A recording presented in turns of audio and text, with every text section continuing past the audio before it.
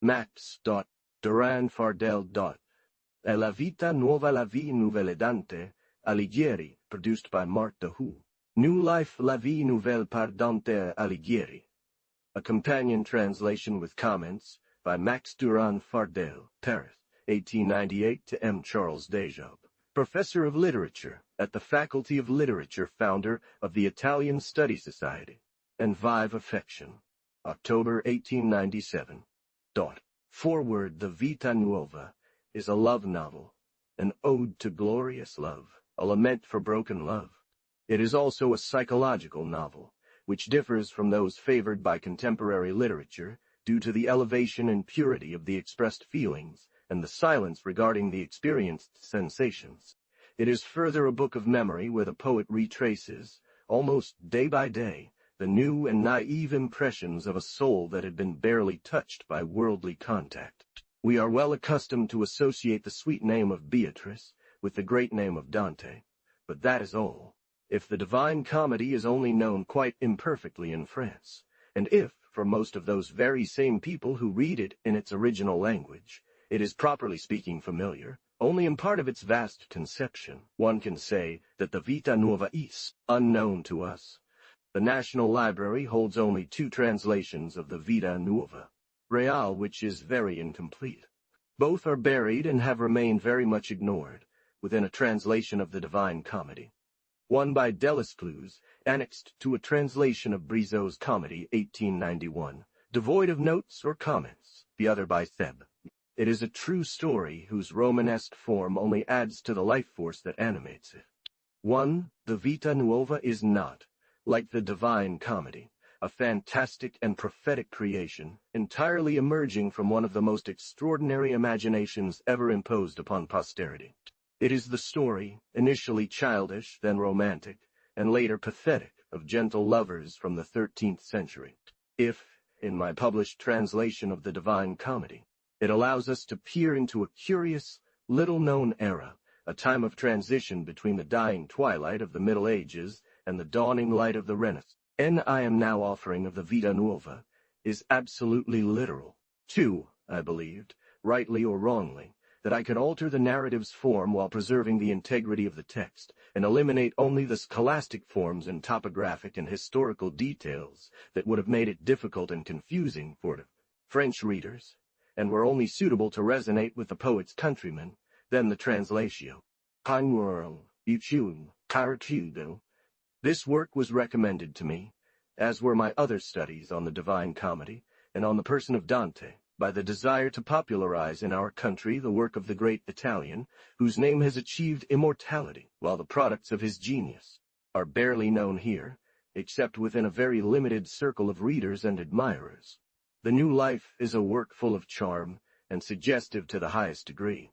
It is a human work, whose interest does not confine itself to the characters it sets in motion and the period in which they move. The color of the style and the harmony of the verses remain, from which the translator sought inspiration, but which he was unable to claim as his own. However, here is what Dante himself says about this. Poetic writings cannot be transported into another language, despite the fact that it is impossible for a translator to provide a literal equivalent of the symbolic language and mysterious expressions in his verses, and to reproduce their beauties in the succession of his feelings and thoughts. 1897, 3 Max Duran, Fardel. All the history of Dante is contained within 3 precise dates. He was born in Florence in 1265. He died in Ravenna in 1321, aged 56. He was elevated to the priorate, the highest magistracy of his country, in 1300. His existence during these long years of exile remained very obscure. It is known that he roamed from one hospitality to another, from one castle to another, from one convent to another, mounting the stairs of others and eating someone else's bread. After participating, for a brief period, in the governance of the Florentine Republic, he was suddenly deposed from power by the deadly game of factions, and victim of infamous accusations, condemned in 1301 to the confiscation of his modest fortune, exile, and the stake if he returned to his homeland. His trail is followed in Verona, Padua, Siena, Bologna, Cremona, near such or such characters, these tyrants who divided provinces, cities, and castles. Him. He is also followed in Paris, where his stay was undoubtedly wrongly contested. But he did not take long to part ways with a party that only offered him subjects of disgust or testimonies of impotence. Having become a Gibelin after his exile he initially joined some efforts to reopen their homeland to his fellow exiles. Thus, he allegedly took part in 1304 in an armed attempt by exiled Ghibellines against Guelph Florence, and later, he supposedly wanted to draw Emperor Henry VII Arrigo, who had descended into Italy to re-establish the authority of the empire, against Florence. His existence manifested itself from time to time through letters, of which very few have reached us, through haughty protest, existed, but whose scattered fragments seem to converge in his heart by a secret divination. Meanwhile, the first fragments of his great poem began to spread among the people, confused and corrupt society, and finally contemplation of death, to which we owe the Divine Comedy. The life he led then reveals itself to us today through the works that dictated to him what can be called his fixed ideas, that is, the monarchic constitution of civil society under the scepter of the empire, alongside the theocratic society under the pallium of the papacy, the ennoblement of his country's vulgar language, the restoration of A. From the first part of his life we have almost no trace that might have marked the attention or memory of his contemporaries. We are left with the Vita Nuova he left us, believed to have been composed in 1291 or 1292, perhaps later, but certainly before 1300. We can only add a few light poems, and the obstinate studies revealed in Il Convito. 5. These must have filled primarily the time elapsed between Beatrice's death and her accession to power. It is still during this period of her life that her marriage belongs. He has always remained silent about the place this union might have held in his heart, or its impact on the direction of his life. And the name Gemma Donati is no longer connected with the glorious name of Dante, except through their offspring. This is not the place to elaborate on this subject. 2. I thought it appropriate to recall the main features of the existence of the poet of the Vita Nuova. As for his various works, such as De Vulgari Eloquio or De Monarchia, it seems quite difficult to assign them dates, particularly relative to the Vita Nuova, which is the only one that concerns us here. 6. According to what its author announced, one must believe that it was not finished. As for Il Convito, it is a lengthy work that Mr. Whitehead believes was begun before his priory 1300, and continued later in his exile days. I would simply like to try to reconstruct a little of the poet's personality during the period corresponding to his passion for Beatrice, and that which followed the death of the gentle woman. We possess very few notions on this subject. However, I think it possible to form some idea that is not too far from reality. Dante's family, whom he likes to trace back to very distant times, does not seem to have had a very modest situation in Florence. He lost his father at the age of 10. The Alighieri family was probably prosperous, and one might say, if this expression were appropriate here, that he belonged to a wealthy bourgeoisie. Dante himself owned several properties during his tenure as prior, both in Florence and its surroundings, whose importance we do not know, and their confiscation accompanied his condemnation to exile. As for the identity of his father, we know nothing, and this absolute silence in the memories preserved from that era, as well as in the work of his son, suggests that he did not hold a prominent position in Florence's world. 7. Dante had lost his mother Bella at an early age, and his father remarried. We do not know the role his stepmother Matrigna may have played in his early years and education. He is only mentioned in Bacchus's commentary regarding the invitation addressed to him by Signor Folco Portinari, which he brought his son Dante, still a child, to accept. Bacchus asserts that he showed an early aptitude for theological and philosophical studies. Whatever it may be, this one seems to have been very well taken care of, and one cannot help but notice that everything, in his habits of extreme politeness, in the delicacy and refinement of his language, appears to bear the mark of a female education. This was, after all, the field where scholasticism at the time exercised itself almost exclusively. Dante himself tells Usate that it was only after Beatrice's death, consequently between 25 and 30 years old, that he began to follow the schools of religious and philosophers, having probably up to then confined himself to elementary, studies, and that thanks to what he knew of grammar and his own intelligence, after 30 months of set. It seems he had little knowledge of Greek, which was not widely spread at that time. He was able to seek consolation in the writings of Bose and Tullius. That's how he always calls Cicero. But he acquired early on an understanding of many things. He was familiar with the cosmology and astronomy of that era.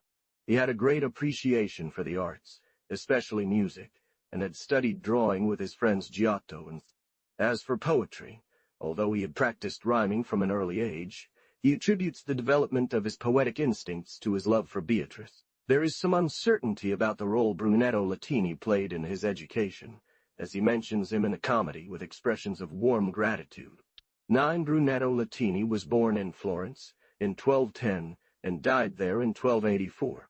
In 1263, he was in Paris and spent a long time in France. He did not return to Florence until 1266 with the other Guelph exiles. It is therefore only after the age of 19 that Dante was able to converse with her, for it may have been merely an intellectual and affectionate exchange rather than a true teaching. One cannot take at face value the excessive testimonies we find in the Vita Nuova about Dante's passion for Beatrice. This would make him ridiculous, says Mr. Del Lungo. We should not represent him, as one might be tempted to do, spending his time running through the streets in pursuit of that beauty from which his heart could not detach itself. 10. If he was able to conceive a passion from his childhood that was never to fade out despite temporary eclipses, one must believe that in this extraordinary soul, thought and imagination did not show any lesser precocity, a wonderful sensitivity to the birth of many strange dreams and extraordinary conceptions, to stir up many keen doubts, perhaps even form delusional phantasmagorias. Dante led during this first youth a rather secluded life 11, and does not seem to have lived precisely in the world, as we understand this term, where his personal situation may not have called him, and from which his own character could have been distanced him. The disorder in which society then lived, the incessant revolutions suffered by the government of his country, the humiliating and scandalous spectacle offered by the government of the Church, from the throne of St. Peter to the last ramifications of the ecclesiastical world, must have led, at an early age, in this powerful head and this heart of... However, he had friends among the young men of his age, and it seems he chose them from among the most distinguished young literati, the rhymers, as they were called then, and himself was a rhymer. Moreover, he does not enlighten us himself about his way of life and habits. The morals were undoubtedly very relaxed in Florence. We can notice that, whether in the prose tales of the Vita Nuova or in the verses that frame them, he never deviates from what concerns Beatrice, be it some incident or his own thoughts. Bacchus tells us that it is a matter of astonishment, una piccola maraviglia, that at a time when all honest pleasure was avoided, and one thought only of procuring pleasures suited to their own lasciviousness. 12. Moreover, the poet himself expressed the surprise that might be caused by the dominance that so much youth had been able to exert over his passions and impulses. However, if the purity of his passion for Beatrice remained unsullied, it does not seem that the same can be said for other periods of his life. The virulent reproach he receives from Beatrice's shadow at the summit of Purgatory 14 is a poignant confession of the deviations for which he shows such profound repentance. Or, shall we say, by malice? To what era can we trace these allusions to certain incidents, believed to have found some clues in the work of the poet, and gathered by legend? This is certainly not during the years following Beatrice's death. There is one more point I wish to address. It was not then that we know his life was filled with the studies to which he devoted himself with such fervor, and with the preoccupations of political life into which he entered. It is not credible that he had habits of dissipation at that time. 15. When Beatrice from Purgatory reproached him, under the veil of allegory, for having succumbed to the vanities of pleasure, when he no longer had the excuse of youth and inexperience at 16, Dante lets us clearly infer that it is during his time of maturity, namely his nomadic exile, that we should attribute his weaknesses and regrets. It has been pleasing to see in the Divine Comedy an architectural design Giuliani, whose plan would have been fixed by the poet from a somewhat timeless time, and whose concept dates back to his very youth, and one relies on numerous passages from the Vita Nuova, whose interpretation is indeed rather problematic. I do not believe that this is the case. By these, the new life is a work overflowing with youth and illusion. The scene unfolds at the edge of clear streams or in worldly settings, and the most poignant pains assume an infinite gentleness, ruthless decrees, and the poet's soul seems to be affected only by the wounds inflicted upon I. The Divine Comedy is the work of a mature old man who has endured the most terrible experiences and cruel trials of life. It is an expression of bitter disappointments, rancors, and indignations left by iniquities, betrayals, and injustices. It is the cry of a heart torn apart by human wickedness. Therefore, I do not believe that the poet of the New Life, when he composed it, had a premonitory intuition of the Divine Comedy. The third, if one wants to understand the structure. As for the passages to which I have just alluded, and on which I will return in my comments, it must be believed that they were introduced there by late interpolations. And, if I may say so, the literary economy of the Vita Nuova, it is necessary to take a look at the state of literature during the Middle Ages. Woe languages were forming: Italian and French. After shaking off the yoke of Latin, they ventured into idioms, at first crude, then gradually gaining the ability to live independently. During the long period given this name, while monks bent over the heroic manuscripts of antiquity, prepared for the Renaissance and inheritance that they jealously preserved for it, and while a thirst for knowledge drew young people from all sides, towards the famous schools of the time, to fight there with syllogisms on the back of scholasticism, in regions that would one day become the heart of France. Tales, fabliaux, and mysteries drew inspiration from a free, ironic, defiant, familiar, and often coarse tone from which Bacchus drew his famous material. The songs of heroism blended with these, and a poetry known as courtly, mixed with pagan fables and Christian legends, was performed in noble residences by troubadours and minstrels. But generally, the OC language barely ventured beyond idylls and pastorals, and it rarely rose to the ethereal realms preferred by languages from the south.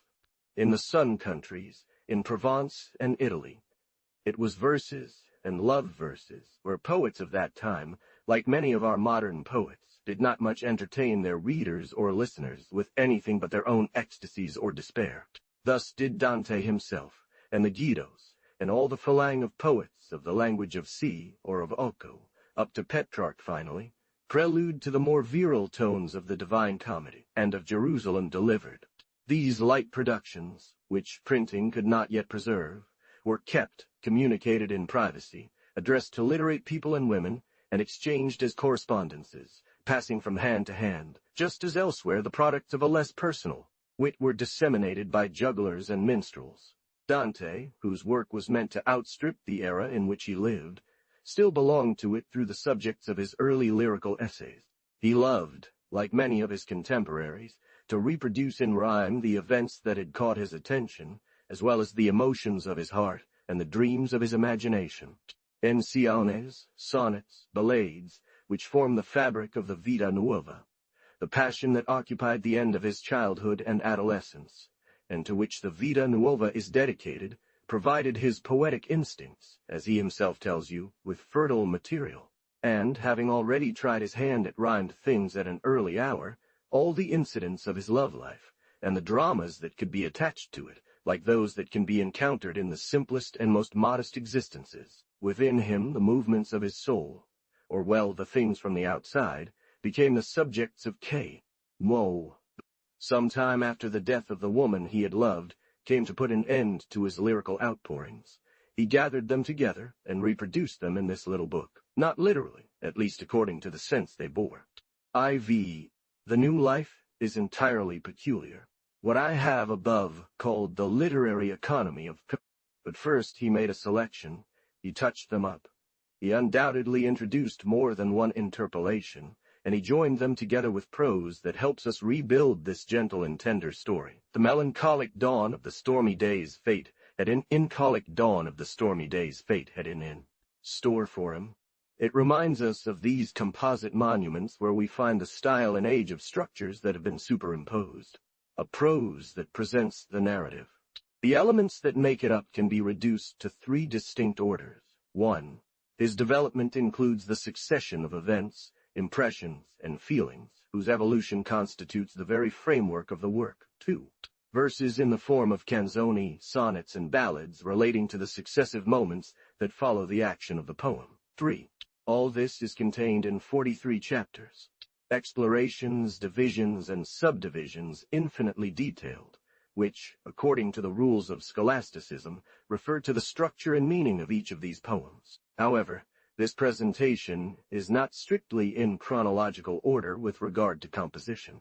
It is clear that the first emanation of the new life belongs to the shorter poems in which the author initiates us into intimate sentiments, whose rhythmic expression forms the very fabric of his work. Each one of them is a completed portrait, in concise form, of a state of mind prompted by external circumstances or by his own inspiration. If one refers to what has been stated above page 16 regarding the literary habits of this period, one can follow the origin of each of these poems, where the author reproduced, as he was dictated by his time and genius, of the moment. This includes an interval of 16 years if one wants to count from the first 1274, where Dante's love for Beatrice was born, until her death 1290. But in reality, the novel only unfolds its peripecias over a period of three or four. It is after Beatrice's death that the poet gathered the expressions of his poetic outbursts, and gave them form by composing, with his memories, the prose that serves to connect them. For reasons we do not know, he left outside a number of rhymed pieces that had certainly been composed in the same periods, and related to the same subjects and ideas as the pieces preserved in this little book. In most Italian editions of the New Life, the text of the poem is followed by an appendix comprising other rhymes pertaining to the new life. All these poems, rhymes, sonnets, songs, etc., do not hold equal place in the poem.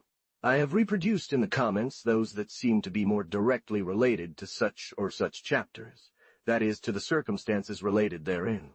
It is therefore to the first years following Beatrice's death that this work of reconstruction must be referred.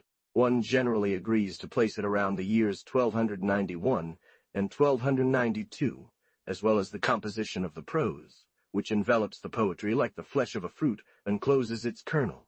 It is likely that he retooled the products of his daily inspirations, and one cannot doubt that he did not introduce more than one interpolation afterwards, for there are several passages in the Vita Nuova whose interpretation seems possible only with such an assumption.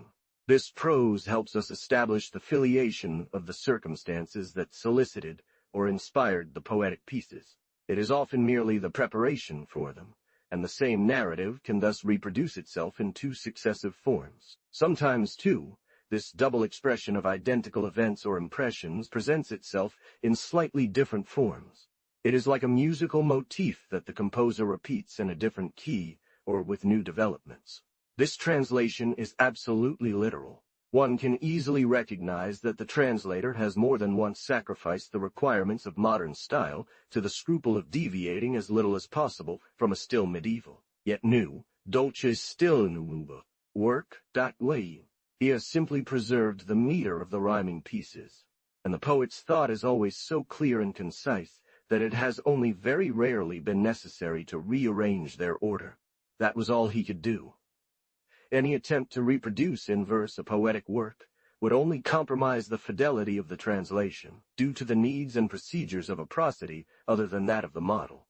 The sole modification I have allowed myself in the general structure of the work was to refer to the comments, the scholastic analyses accompanying each poem. It seemed to me that this glacial dichotomy did not belong among these lines of grace and emotion, but it will be faithfully reproduced in the comments relating to each chapter. This work is not an academic one. It was done on the text of Fraticelli and Giuliani.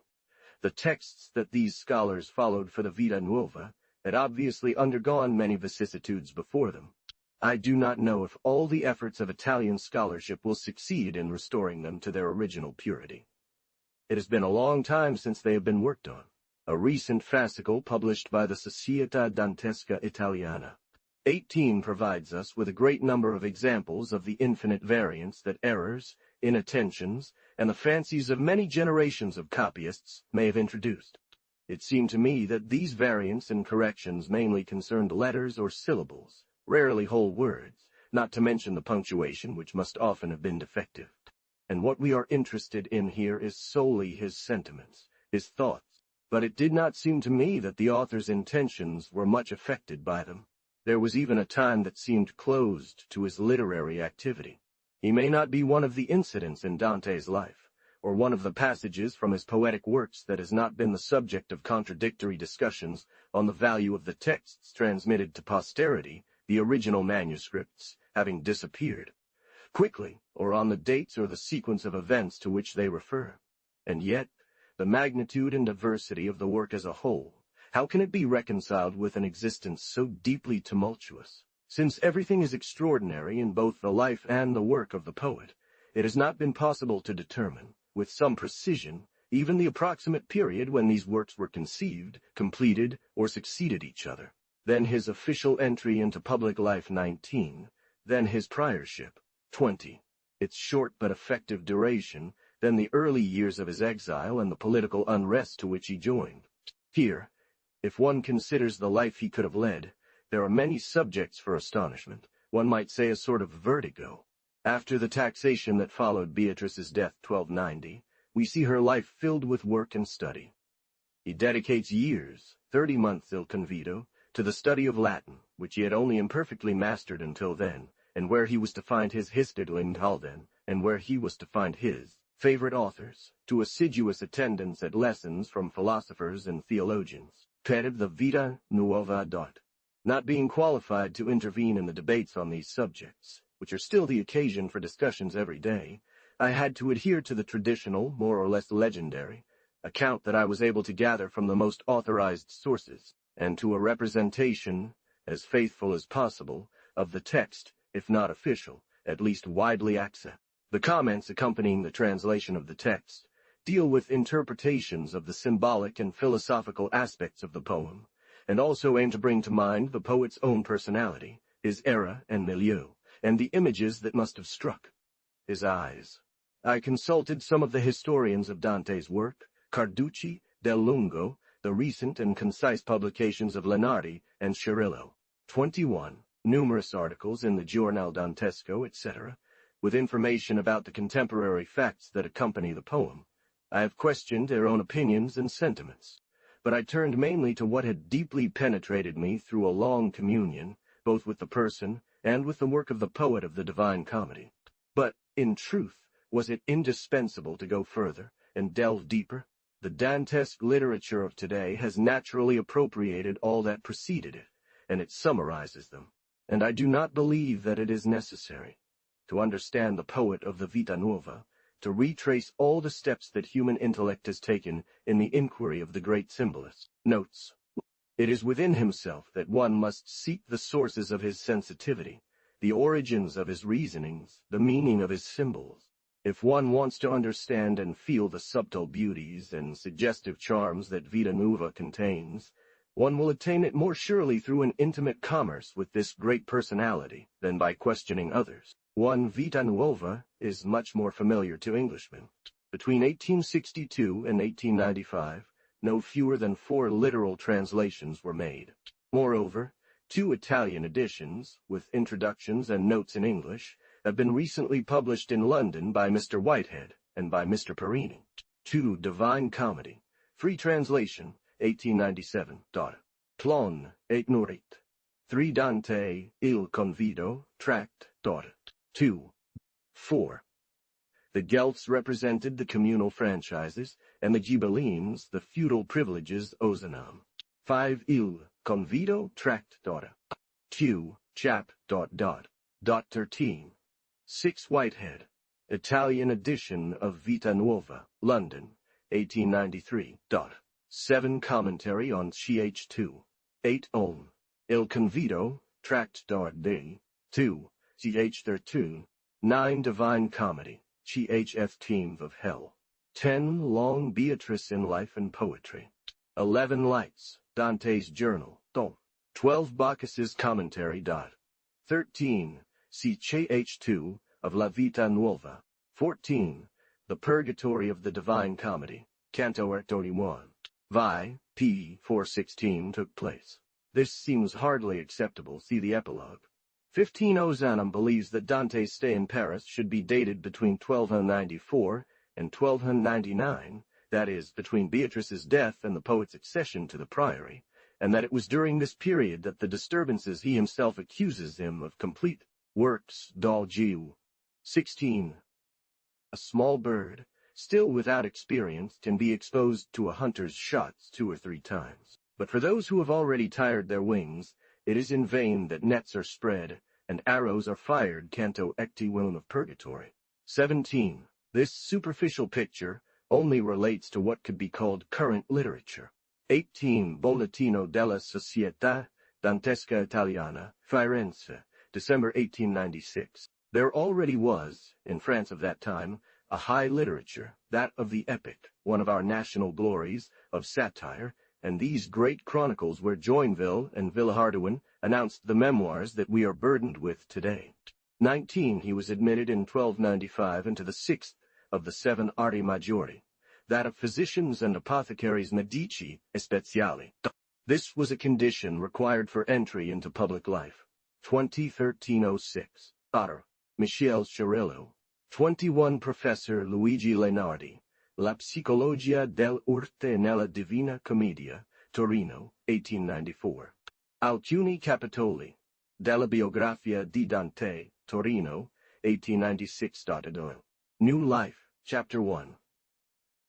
In this part of the book of my memory, before which one would not find much to read, there is a chapter rubrica, titled, Incipit Vita Nuova, Beginning of a New Life. In this chapter are written passages that I intend to gather in this small book, if not literally, at least following the meaning they had. 3. She was already at that period of her life, when the starry sky had advanced towards the east by a little more than 12 degrees. 1. Chapter 2. 9 times since my birth, the sky of light too had returned to the same point in its evolution, when the glorious lady of my thoughts appeared to me for the first time, whom many called Beatrice. So she was at the beginning of her 9th year when she appeared to me, and I at the end of mine. I saw her dressed in red 5, but in a simple and modest way, adorned as befits such a tender age. Behold, God, stronger than I who comes, will dominate over me. 6. Then the animal spirit which dwells where all sensitive spirits bring their perceptions. At this moment I can truly say that the principle of life which is contained in the most secret folds of the heart began to tremble so strongly within me that I felt it beating in every part of my body in a terrible manner, and while trembling, it uttered these words, i.e. 7 was seized with amazement, and addressing itself especially to the spirit of vision, said these words, Your bliss has appeared, woe is me. Afterwards, the natural spirit, which resides where speech articulates itself, began to weep, and while weeping, it said, For I will often be hindered from now on. He often commanded me to seek out this young angel, and thus, in my childhood, I would often go in search of her. Since then, I say that love became the lord and master of my soul, and my soul was so closely united to him that he began to exert over me, by virtue of the power communicated to me by my imagination, a domination such that I had to completely submit to his good pleasure, and I saw in her an appearance so noble and beautiful that certainly one could apply to her these words of Homer. She did not seem the daughter of a man, but of a god. Although her image never left me, encouraging me to submit to love, she possessed a pride so noble that she never allowed love to dominate me beyond the faithful counsel of reason, which is so useful in such matters. Notes. 1. Comment on Chapter 1. 2. The sun. Also, as it may seem fabulous that so much youth has been able to thus master its passions and impulses, I will remain silent and, setting aside many things that could be taken from where I have drawn these 12, I will come to what has imprinted the deepest traces in my memory. 3. Comment on Chapter 2. 4. Revolution that occurs in 100 years. The whole sky moves, following the movement of the starry sphere, from west to east in 100 years 1 degree. All these passages refer to the conception of celestial cosmography, which is developed at length in Il Convito. 5. Beatrice is always represented, even in the heavenly regions, dressed in red, a noble color perhaps in the eyes of the poet. 6. Here is a God stronger than I, who will come to dominate me. 7. The brain. 8. It is your beatitude that has appeared to you. 9. In the text. Ovi si ministrato nutrimento nostro. I have allowed myself to translate this sentence differently. Fraticelli also interpreted it in his commentary as lo spirito vocale. 10. Wretched that I am, I will often find myself well hindered. We find the word impetitus used several times in the sense of embarrassed, troubled. 11. It is hell in passing before the crowd that Homer spoke of thus. 12. That is, my mind. The hour when this gentle greeting reached me was precisely the 9th of that day. Chapter 3. After 9 years had passed justone since the first appearance of this charming woman, and the last day I met her dressed in white between 2 older ladies. As she passed down a street, she cast her eyes in my direction, warily and with an infinite courtesy, for which she is now rewarded in the other life too. She greeted me so gracefully that it seemed to me I had reached the end of bliss, and as it was the first time his voice had reached my ears, I was overcome with such sweetness that I felt drunk, and I immediately separated myself from the crowd. Returning to my solitary room, I began to think of him and his courtesy, and in doing so, I fell into a gentle sleep where I saw a wondrous vision. It seemed to me that within his arms there was someone asleep, naked, except she was lightly covered with a red cloth, and looking intently, I knew it was the Lady of Salvation, who had deigned to greet me the day before. It seemed to me that within my chamber there was a small cloud colored with fire in which I discerned the figure of an unsettling appearance, who gazed upon it. And he displayed a joy truly extraordinary, saying many things of which I only understood part, hearing only, I am your Lord.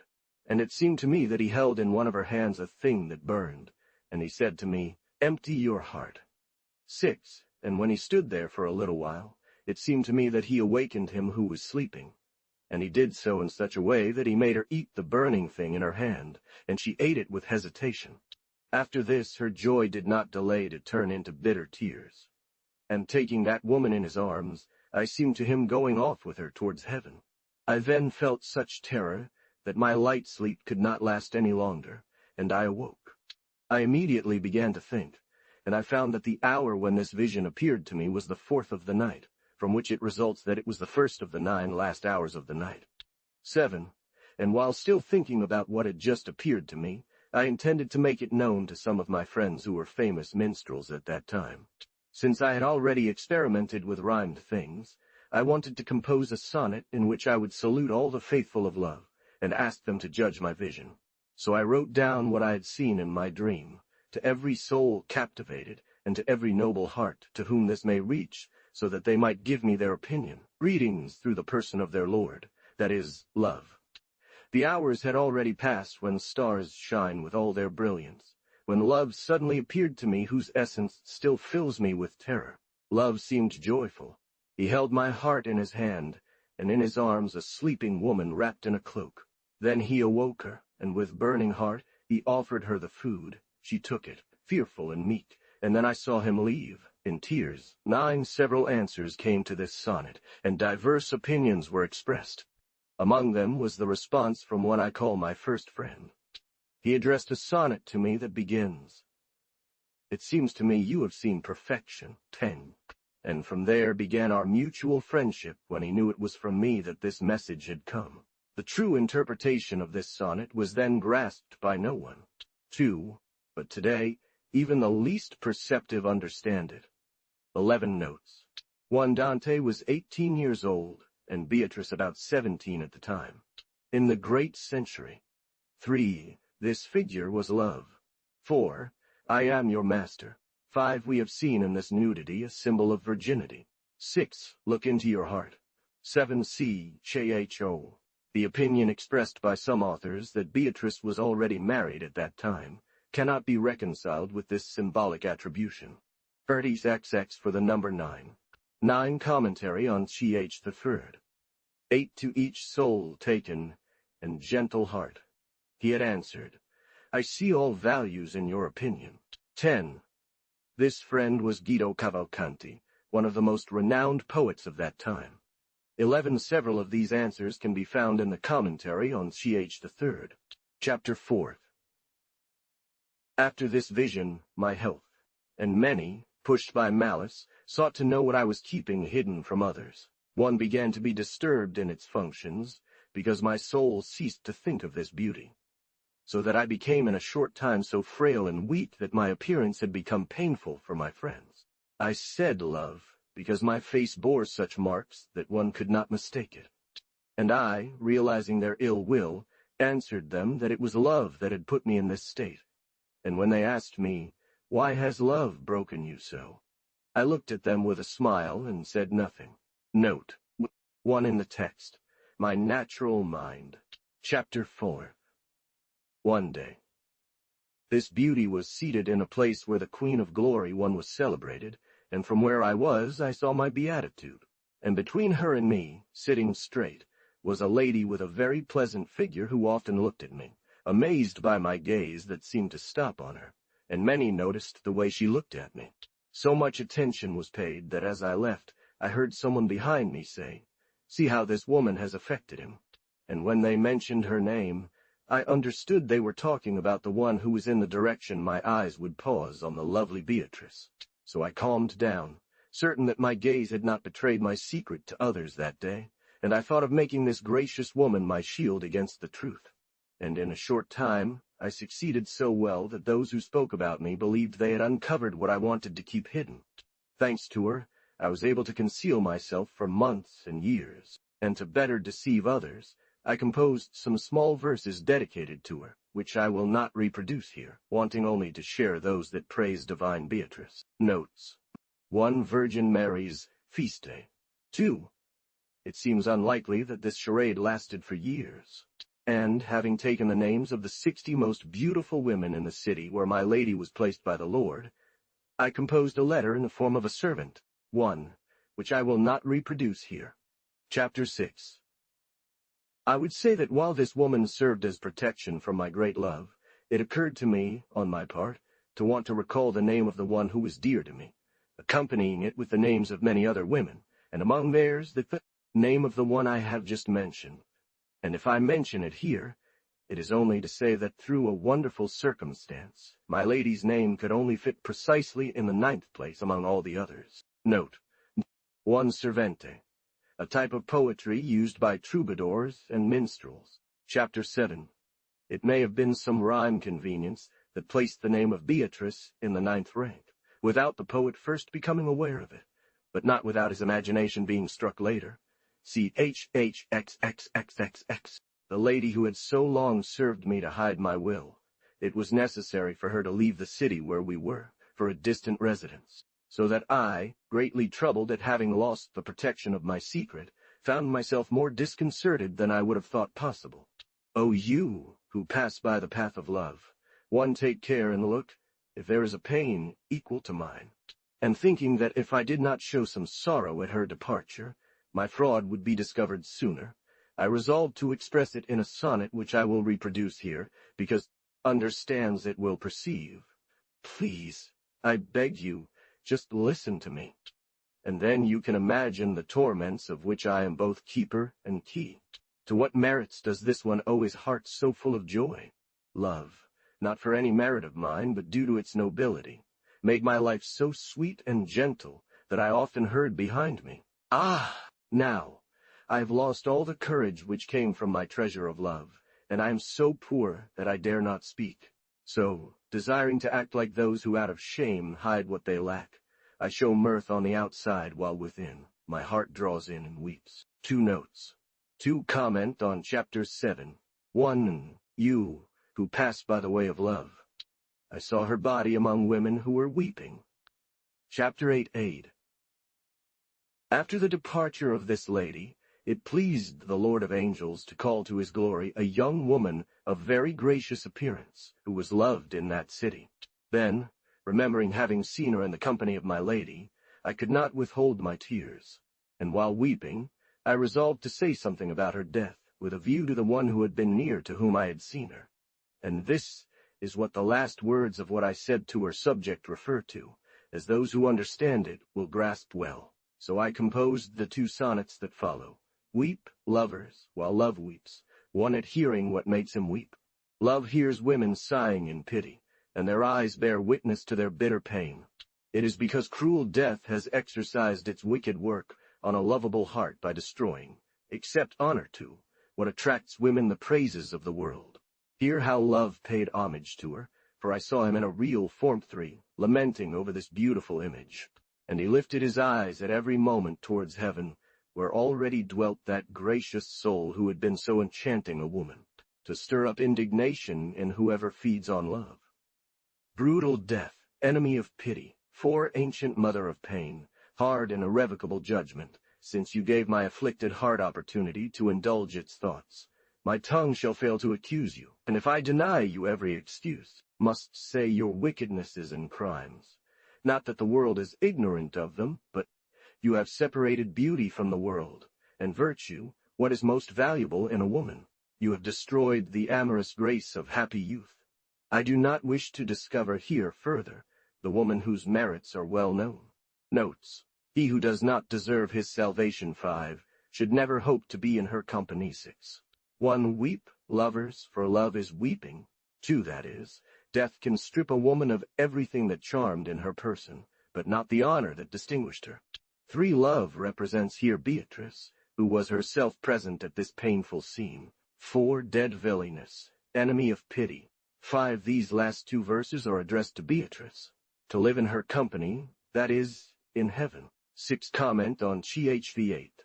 A few days after the death of this woman, something occurred that forced me to leave the city and go to the place where this kind woman was, who had served to protect my secret, as the purpose of my journey was not very distant. And though I was apparently in good company, it cost me to leave, to such an extent that my sighs could not dispel the anxiety into which my heart fell every time I parted from my bliss. Now the gentle Lordone, who had taken hold of me through the virtue of this adorable woman, appeared in my imagination as a pilgrim dressed simply in humble clothes. He seemed hesitant and looked at the ground, unless his eyes sometimes turned towards a beautiful river, whose current was very pure, and which ran alongside the road where I found myself. So, the heart which, by my will, I had given you near her, I have taken back. It seemed to me then that love was calling me and saying these words. I come from the woman who has long served as your protection, and I know she will not return. And I carry it to another beautiful one, who will serve you in turn as a protector, just as the first, and he named her for me, so I knew her well.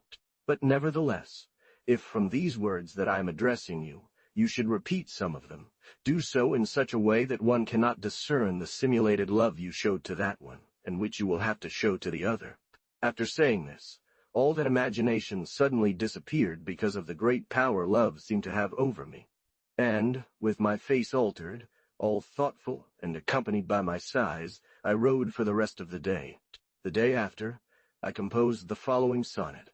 Riding just 2 days ago on a road too against my will, and with thoughts in tow, I met love midway, attired simply as a pilgrim.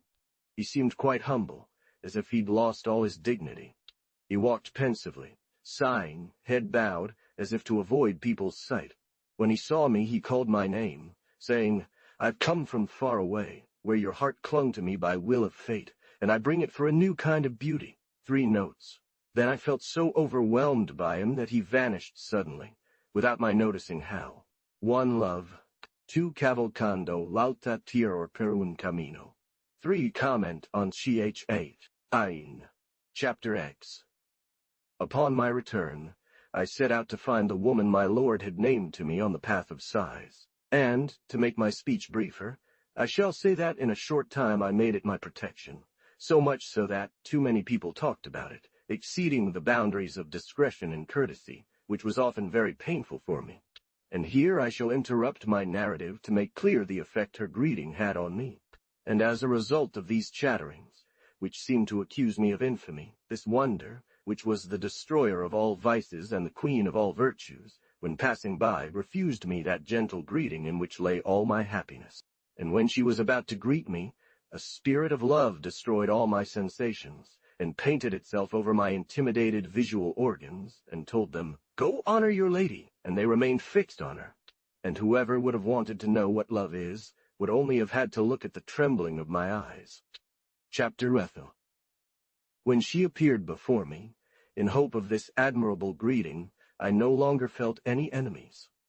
A flame of charity overwhelmed me, causing me to forgive everyone who had offended me, and to whoever asked me anything at that time, I would have only answered with one word. Love. Humility painted on my face, and when this admirable one greeted me, love could not hide my intolerable bliss. But I found myself crushed by such tenderness that my body, which suffered its empire entirely, moved like an inanimate and heavy object, showing well that in her greeting dwelt my bliss, which surpassed and dominated all my faculties. And when my tears had somewhat subsided, I retired to my chamber, where I could lament without being heard. And there, imploring mercy from the Queen of Courtesy, I said, Love, come to the aid of thy faithful one. Chapter 12. Now, returning to my story, I shall say that after my dignity had been refused to me, I was seized with such acute pain that I separated myself from everyone and went into solitude to water the earth with my tears. And I slept weeping like a child who has just been chastised. Come when our pretense must be abandoned. It seemed to me then that I knew him, because he had called me by name several times while I slept. And it came about in the midst of my sleep that I thought to see in my chamber, very near me, a young man covered with a garment of great whiteness, and all thoughtful in appearance. Time. It seemed to me that he was calling me out in a sigh and saying these words, Son, the time, ha! And looking at him, I thought I saw him weeping with tenderness, and he seemed to be expecting some words from me. Feeling myself reassured, I began to speak to him thus, Noble Lord, why do you weep? And he answered, I am in distress. My heart is in circles, as if the parts of a circumference are similarly situated. He answered me in the common tongue. Do not ask more than is good for you to know. Then, reflecting on his words, it seemed to me that he had spoken in a very obscure manner. And I said to him, What is this, Lord, that you speak to me in such an obscure way?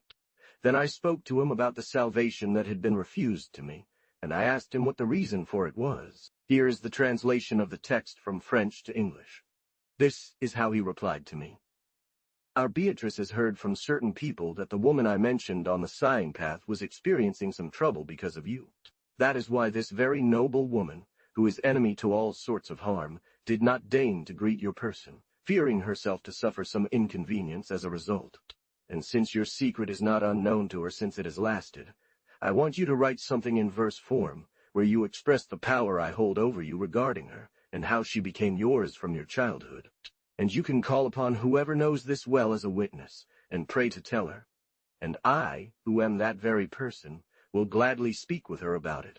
She will thus know what you think, and understand how the misunderstanding arose. Make your words only indirect, so you do not address her directly, which would be inappropriate. And send her nothing without me, so it is well understood. But adorn your words with a sweet harmony. I will intervene every time it is necessary. And he vanished, and so did my sleep. Upon reflection, I realized this vision had appeared to me at the 9th hour of the day. Before leaving my room, I resolved to go on a walk where I would follow what my lord had advised. Ballad. I want you to go find love for and present yourself with him before my lady, so that my lord can converse with her about my apologies that you will sing to her. You depart, Ballad, in such a courteous manner that even without his company, you can present yourself anywhere without fear. But if you want to go safely, first go and find love.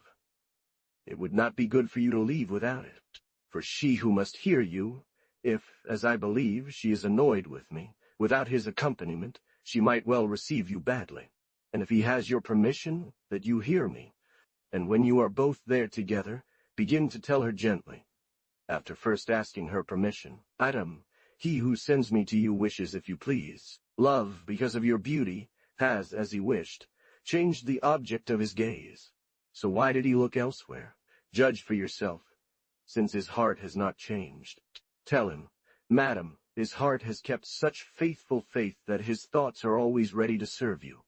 He was yours first, and he has not disappointed you. If she does not believe him, tell her to ask love if it is true, and at the end humbly pray her, if she does not please herself to forgive me, that she send me by a messenger the order to die, and she will see her servant obey. Stay here with her, and tell her what you will of her servant. And tell him who is the key of all pity 5 before you leave, to explain my good reason 6 by the grace of my harmonious words. If she forgives him at your prayer, come to announce this beautiful peace. My kind beloved, go when you please, at the moment that seems best to you, so that honor comes back to you. 7. Giuliani's commentary. 3 Commentary of Th2. 4 Ballata. Io voce tu ritrovi amore. 5 Love. 7 Commentary on Ch. 6 This certainly means, to avoid compromising you. 2.0 Among them, 4 stole all my rest. One of these was, the dominion of love is good, because it keeps the mind of its faithful away from any baseness. After the 13. After the vision I have just recounted, and after having spoken the words that love had imposed upon me, numerous and diverse thoughts came to me which I had to probe and combat one by one, without being able to defend myself. The other was that the dominion of love is not good, because the more you submit to it, the more you have to go through difficult and painful paths. Nomina sunt complementa rerum. Chi. Another was this. The name of love is so sweet to hear that it seems impossible that his works should be otherwise than sweet, for names follow the things to which they are applied, as it is written. The 4th was this. The woman to whom love binds you so closely is not like other women, whose hearts move so lightly. And each of these thoughts made war on me to such an extent that I resembled one who does not know which path to take, who would like to walk well, but does not know where he is going. To another brings me the sweet hopes of love, and another makes me shed abundant tears. And if I thought about seeking a beaten path, that is, the one others would take, that path was entirely contrary to my thoughts, which were to appeal to pity and throw myself into his arms. It is in this state that I composed the following sonnet. All my thoughts speak of love, and do so in such diverse ways that one makes me want to submit to it, and another tells me it's folly. They all agree only in asking for pity, as I tremble with the fear that seizes my heart. This is how I find myself lost in love. I don't know which way to turn. I would speak, but I don't know what to say. And if I want to reconcile them all, I must call on my enemy, Lady Pity. 3. To come to my aid, his enemy. 4 Giuliani spoke loudly, which would mean that this thought is stronger. 3 He explains himself that it is by irony that he calls Madonna Pietà. 4 Commentary on Ch. the 3rd. So I did not know where I was being brought, trusting the friend who was leading me thus to the doors of death zone, and I said to him, "Why have we come near these ladies?" He answered me, "It is so that they may be served in a manner worthy of them." After these various thoughts had engaged in such battles, it happened that this adorable creature attended a gathering where a large number of ladies were assembled, and I was taken there by one of my friends who thought he would please me by introducing me to a place where so many women came to display their beauty. The truth is that these women had gathered at one of their own, who had married that day, and invited them, in keeping with the custom of that city, to the first meal served in her new husband's home. So, thinking to please this friend, I decided to come and offer myself at the service of these ladies in his company. And as I did so, it seemed to me that I felt an extraordinary tremor starting from the left side of my chest, and suddenly spreading throughout the rest of my body. I then pretended to lean against a painting that circled the room, and fearing that they had noticed my trembling, I raised my eyes, and, looking at these ladies, I saw among them the divine Beatrice. At that moment, my mind was so overwhelmed by the violence of my love, when I found myself so close to my lady, that there was nothing left in me but the spirit sense of the vision. Several of these ladies, perceiving how I was transfigured, first started in astonishment, then began talking amongst themselves and laughing and mocking me with kind Beatrice. And yet, while my eyes yearned to fix upon the image of this marvel, they were unable to behold it, and they suffered and lamented, and said to themselves, if we were not thus thrust out of ourselves, we could remain gazing at this marvel, as others do. Then my friend, who knew nothing, also perceived it, and, taking me by the hand, led me away from the sight of these ladies, asking me what had happened. Calmed somewhat, and having regained my scattered wits, and they having returned to themselves, I told him, I have entered that part of life where one cannot go any further with the thought of returning, and I wished that by speaking in this way my words could reach her. Leaving him, I went into the room of tears where, weeping and ashamed of myself, I thought to myself, if that woman knew what state I am in, I do not think she would mock me. Rather, I believe she would have great pity for me. And while crying like this, I resolved to say a few words that would address her and explain the cause of my transformation, or tell her that I was sure she was unaware, and if she had known, her compassion would have surpassed others. You laughed at me with those other women, 3, and you do not know, madam, where it comes from that I show you a face so new. When I contemplate your beauty, if you knew, your pity could not withhold your usual sternness from me. Love, when it finds me near you, becomes emboldened and takes such power that it strikes my fearful spirits, and kills or drives them away, so that it remains alone to look at you. 4 notes. This is what makes me change expression, but not enough for me not to feel then the anxieties into which I am plunged by the torments they suffer. 1. This is an allusion to an incident that was about to happen shortly after. 2. I thought I was going to die. 3. Col altro don mia vista gabatte. 4. Commentary on Ch the torrent. Chapter 15. If she were to ask you, what would you have to answer, considering that you would have your mind free enough to do so? Her. After this new transfiguration, a persistent thought came to me, which hardly left me, but continually returned to me and said, since you take such a pitiful aspect when near that woman, why do you seek to see her? And another thought answered humbly, if I did not lose all my faculties and had enough freedom to answer her, I would tell her.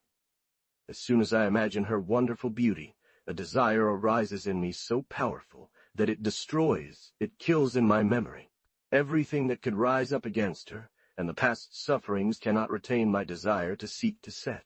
All that I have in my mind expires too. 1.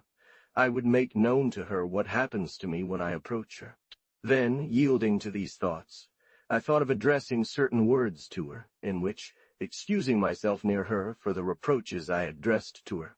When I see you, O my beautiful joy, and when I am near you, I hear love who says, flee, if you do not want to die.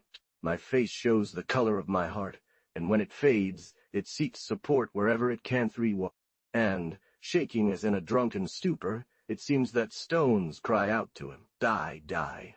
But he did not elaborate further on the matter. He who sees me then would be mistaken, if he did not come to soothe my troubled soul, simply by showing that he pities me, and testifying this pity your laughter kills. 2. In eyes that yearn to die. 4 notes. 1. It is said that Dante complained loudly, either in words or otherwise, about Beatrice's mocking laughter. What met me in my mind? Death. 3. Here heart is taken as a person. Allusion to the scene on page 54. 4. Commentary on chapter 15. Chapter 16. This sonnet, after I wrote it, led me to say 4 more things about my state, which I felt I had not yet expressed. The first is that I often suffered when my memory came to represent to my imagination what love made me endure. The second, that love often overwhelmed me suddenly with such violence that there was nothing left alive within me but a thought, the one speaking of my lady. This is the subject of the following sonnet. The third is that, when this battle of love raged within me, I would leave pale to see that woman, believing her sight would end this conflict, and forgetting what had happened to me as I approached her. The fourth is how this sight did not come to my aid, but eventually crushed what little life was left in me. Often returns to mind own the anguish love causes me. 1. Spes fiate venemi alla mente. 2. Comment on of Ch estint. Then I strive to help myself. And pale and lacking all courage, I come to see you, believing to heal myself. And if I raise my eyes to look, my heart trembles so fiercely that its beats are no longer felt. And such compassion stirs within me that often I say, alas, must this happen to another? For love assaults me so suddenly that life almost forsakes me. And then I have but one living thing to save myself. single thought, because it speaks of you. But even though I cease to speak to her, I must take up a new and nobler subject than before. And as this new topic is pleasant to hear, I will treat it as briefly as possible. After 17, after composing these 3 sonnets addressed to this woman, as they exactly told the story of my condition, I thought it best to be silent, because it seemed like I had spoken enough about myself. As several people had read the secret of my heart on my face, some ladies who gathered because they enjoyed being together knew my sentiments well, each having been witness to my violent emotions, and as I happened to pass by them, one of them called out to me. She was a woman with an agreeable manner. When I arrived in front of them, I saw that my charming lady was not there, and reassured, I greeted them and asked what I could do for them. These ladies were in quite a number. Some were laughing among themselves. Others looked at me waiting for me to say something, and others gossiped together. One of them, turning her eyes toward me and calling me by my name, said, "Why, and for what do you love this person? Since you cannot bear their presence, tell us, because the purpose of such love must be of a very particular nature." And when she had spoken these words, she and all the others looked at each other, awaiting my response. So I told them, "Ladies, all that my love desired was the greeting of this woman, of whom you may have heard. It was in this that resided the happiness which was the end of all my desires. But since it has pleased her to refuse me, my Lord Love has by his grace placed all my happiness in what cannot lack for me." Then these ladies began to talk among themselves, and just as we sometimes see rain mixed with very white snow, I seemed to hear their words interrupted by sighs. And when they had thus spoken for some time together, he who had addressed me first said, "We pray thee to tell us in what thy bliss consists." And I answered, "It consists in the words that are to the praise of my lady." And she, in her turn, said, "If thou speakest truly, as thou hast told us of thy state, thou wouldst have said it in another sense." So I resolved henceforth always to take her praise as the subject of my speech. Note. And I left them, reflecting on these words, almost ashamed of myself, and thinking as I walked, if I find such bliss in the words that express praise for my lady, how could I have spoken of her differently? And as I thought much upon this, it seemed to me that I had undertaken something too high for myself, and so I dared not attempt it, and thus I remained for several days with a desire to speak, and a fear to begin.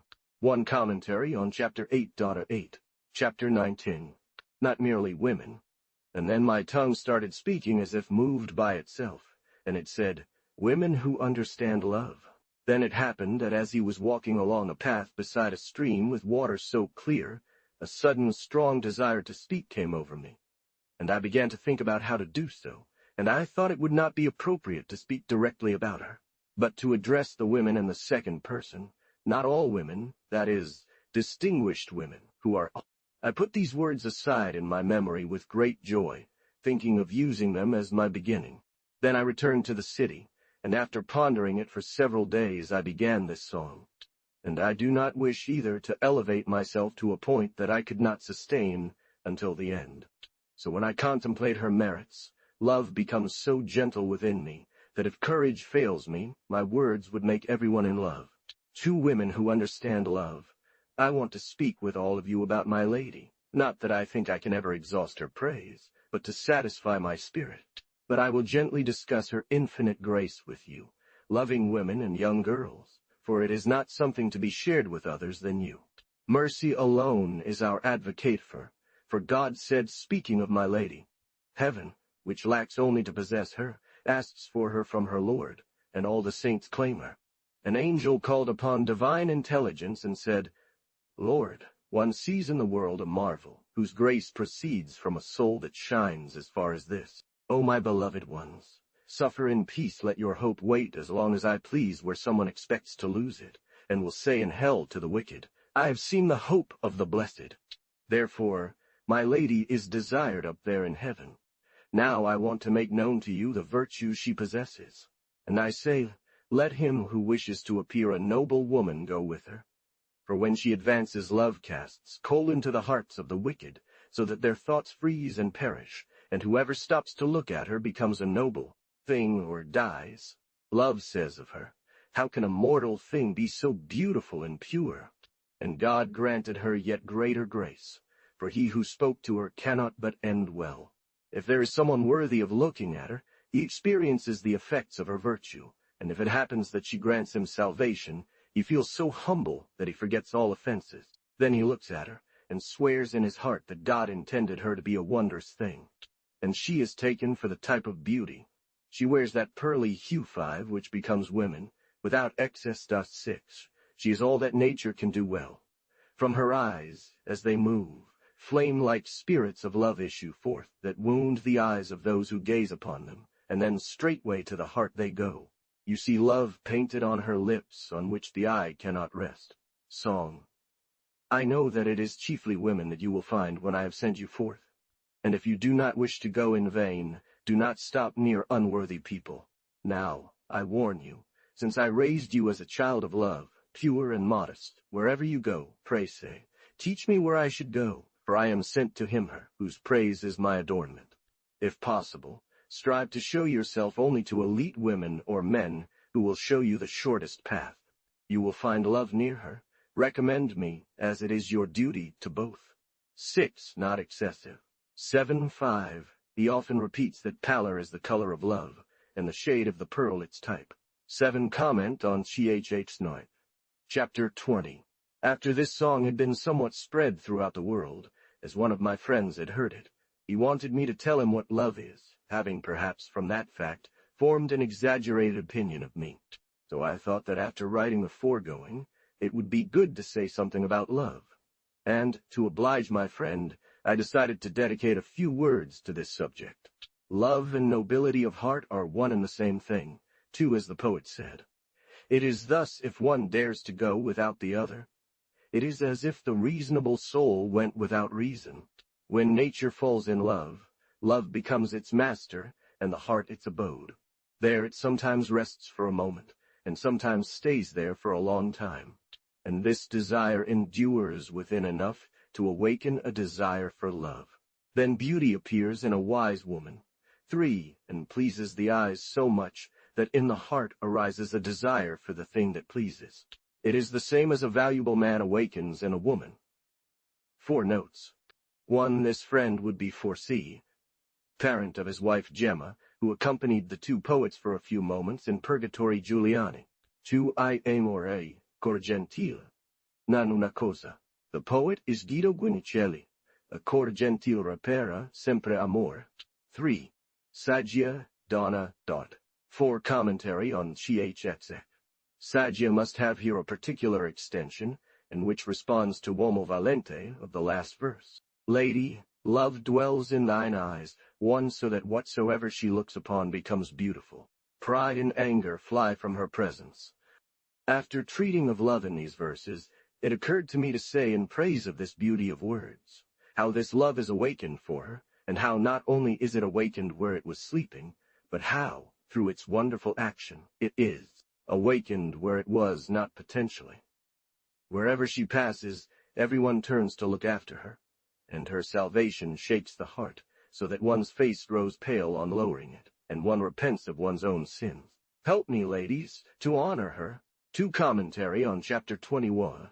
All gentleness, all modest thought, spring up in the heart of him who hears her speak. Therefore is he happy who catches but a glimpse of her.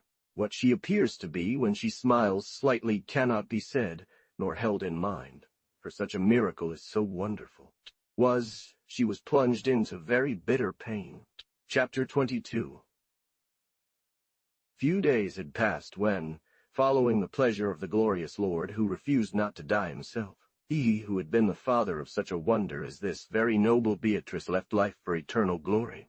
Following the customs of this city, women gathered with women, and men with men, in the mourning house. And since such a separation is painful for those left behind, and friends of him who departs, and there is no affection so intimate as that of a good father for his tender child, and of a tender child, for its good father, and since this woman had a high degree of goodness, and her father was also of great kindness, as was believed, and as the truth, many women had gathered where this Beatrice was crying so pitifully. And I myself saw some of them returning, whom I heard talking about her lamentations, and they said, "She cries so much that anyone who looks at her should die of compassion." Then they passed by, and I remained immersed in such sorrow that tears flooded my face, and I had to hide my eyes with my hands at every moment. And if it hadn't been for the fact that I was in a place where most of the women who spoke about her passed, listening to what they said, I would have hidden immediately when my tears started to flow. And as I stood there, others still passed in front of me, saying to each other, "Who among us can be happy now that we've seen her cry so much?" Others, upon seeing me, said, "Here is someone who cries no more or less than if they had seen her like we did." They will bear it with too. Others said again, "How he has changed. He doesn't seem the same at all." This is how I heard women passing by talking about her and me. Then I thought of uttering some words that I could express regarding everything I had heard said about her by these women, and as I would have willingly asked for their permission, if it hadn't been for some fear, I decided to act as if I had asked them, and they had answered. "O you, whose drooping bearing on and eyes cast down bear witness to your sorrow, where do you come from?" So I wrote 2 sonnets. In one, I addressed them as I could have done in person. In the other, I take up their response in the words that I heard pronounced as if they had actually been addressed to me. "Tell me why compassion is painted on your face. Tell me, ladies, for my heart tells me so. Have you seen Our Lady? Her face bathed in the tears of her filial love, and I see it in your very posture. And if you have come from such a pitiful place, please stay with me for a while, and, whatever she is, do not hide that from me. For I see how your eyes have wept, and I see your face so changed that my heart trembles at the sight. Are you he who has spoken so often too of Our Lady, addressing her only to us? You resemble her in voice, but your face is unrecognizable. Why do you weep within, that you awaken in others compassion for yourself? Let us weep and go away sadly. Did you see her weep that you cannot conceal your own pain? It is useless to try to console us, for we have heard her speak in her tears. She has compassion so deeply etched on her face that anyone who would look upon her would fall dead before her. And I fell into such bewilderment that I closed my eyes and started to move like a frenetic person, then to wander. 3, and seeing how little life depends on a few things, even when health is perfect, I began to weep within myself over so much misery. And in my sighs I said to myself, "It will be necessary that this divine Beatrice dies one day." Then certain faces of unkempt women appeared to me who told me, "You will die too." After these women came other strange and horrifying faces that said to me, "You are dead." And as my imagination continued to wander, I reached the point where I no longer knew where I was. I still thought I saw unkempt women, extremely sad, crying. And it seemed to me that the sun darkened so much that the stars appeared in a color that made me believe they were crying. And I thought I saw birds falling dead in the air, and great earthquakes. And in the midst of my surprise and terror, I imagined one of my friends coming to tell me, "Don't you know? Your admirable lady is no longer in this world." Then I broke into hot tears, and it was not only in my imagination that I wept. I shed real tears. At that moment, I looked up at the sky, and I thought I saw a multitude of angels ascending following a small, very white cloud. And they sang in a triumphant tone, "Hosanna in excelsis," without me hearing anything else. And this imagination was so strong that it showed me indeed that dead woman, and women covering her head with a white veil. Then it seemed to me that my heart, which was all love, told me, "It is true that Our Lady lies motionless." And I believed I was going to see the body that had housed this happy and so pure soul. And her face had such an air of rest that it seemed to say, "Behold, I see the beginning of peace." And I felt such tenderness in looking at her that I called for death, and said, "O gentle death, come to me, do not reject me. Thou must be good, since thou hast dwelt in this body. Come to me, for I long for thee much. Thou seest that I bear thine imprint already." And it seemed to me then, after having seen these painful offices rendered to the dead, that I returned to my chamber, and looked at the sky, and said aloud, "O happy soul, blessed is he who sees thee." And as I uttered these words amidst bitter sobs and calling for death, a young and kind woman who stood by my bed thinking that my tears and complaints were addressed to my own sickness, became all afraid and wept as I did. So they all approached my bed and wanted to wake me up, thinking I was dreaming, and they said to me, "Don't sleep anymore, don't give in like that." And the other women who were in the room, attracted by her tears and realizing that I was also crying, drove her away from me. This young woman was one of my closest relatives, and as they spoke to me, my imagination calmed down so much that I wanted to say, "Oh, Beatrice, be blessed." And just as I pronounced Beatrice, I opened my eyes with a startle, and I saw quite clearly that I had made a mistake. And while pronouncing her name, my voice was so broken that these women could not understand me. Although I felt all ashamed, a warning from love made me turn back towards them. And then they began to say, "He seems dead." They added among themselves, "We should revive him." They asked me what I was afraid of. And they told me many things to cheer me up. And I, having regained some strength, and realizing the error of my imagination, answered them, "I will tell you what I was afraid of." So I began from the beginning, and ended by telling them what I had seen, but without mentioning the name of my beloved. Later, cured of my illness, I decided to relate what had happened to me, because it seemed to me that it would be an interesting story.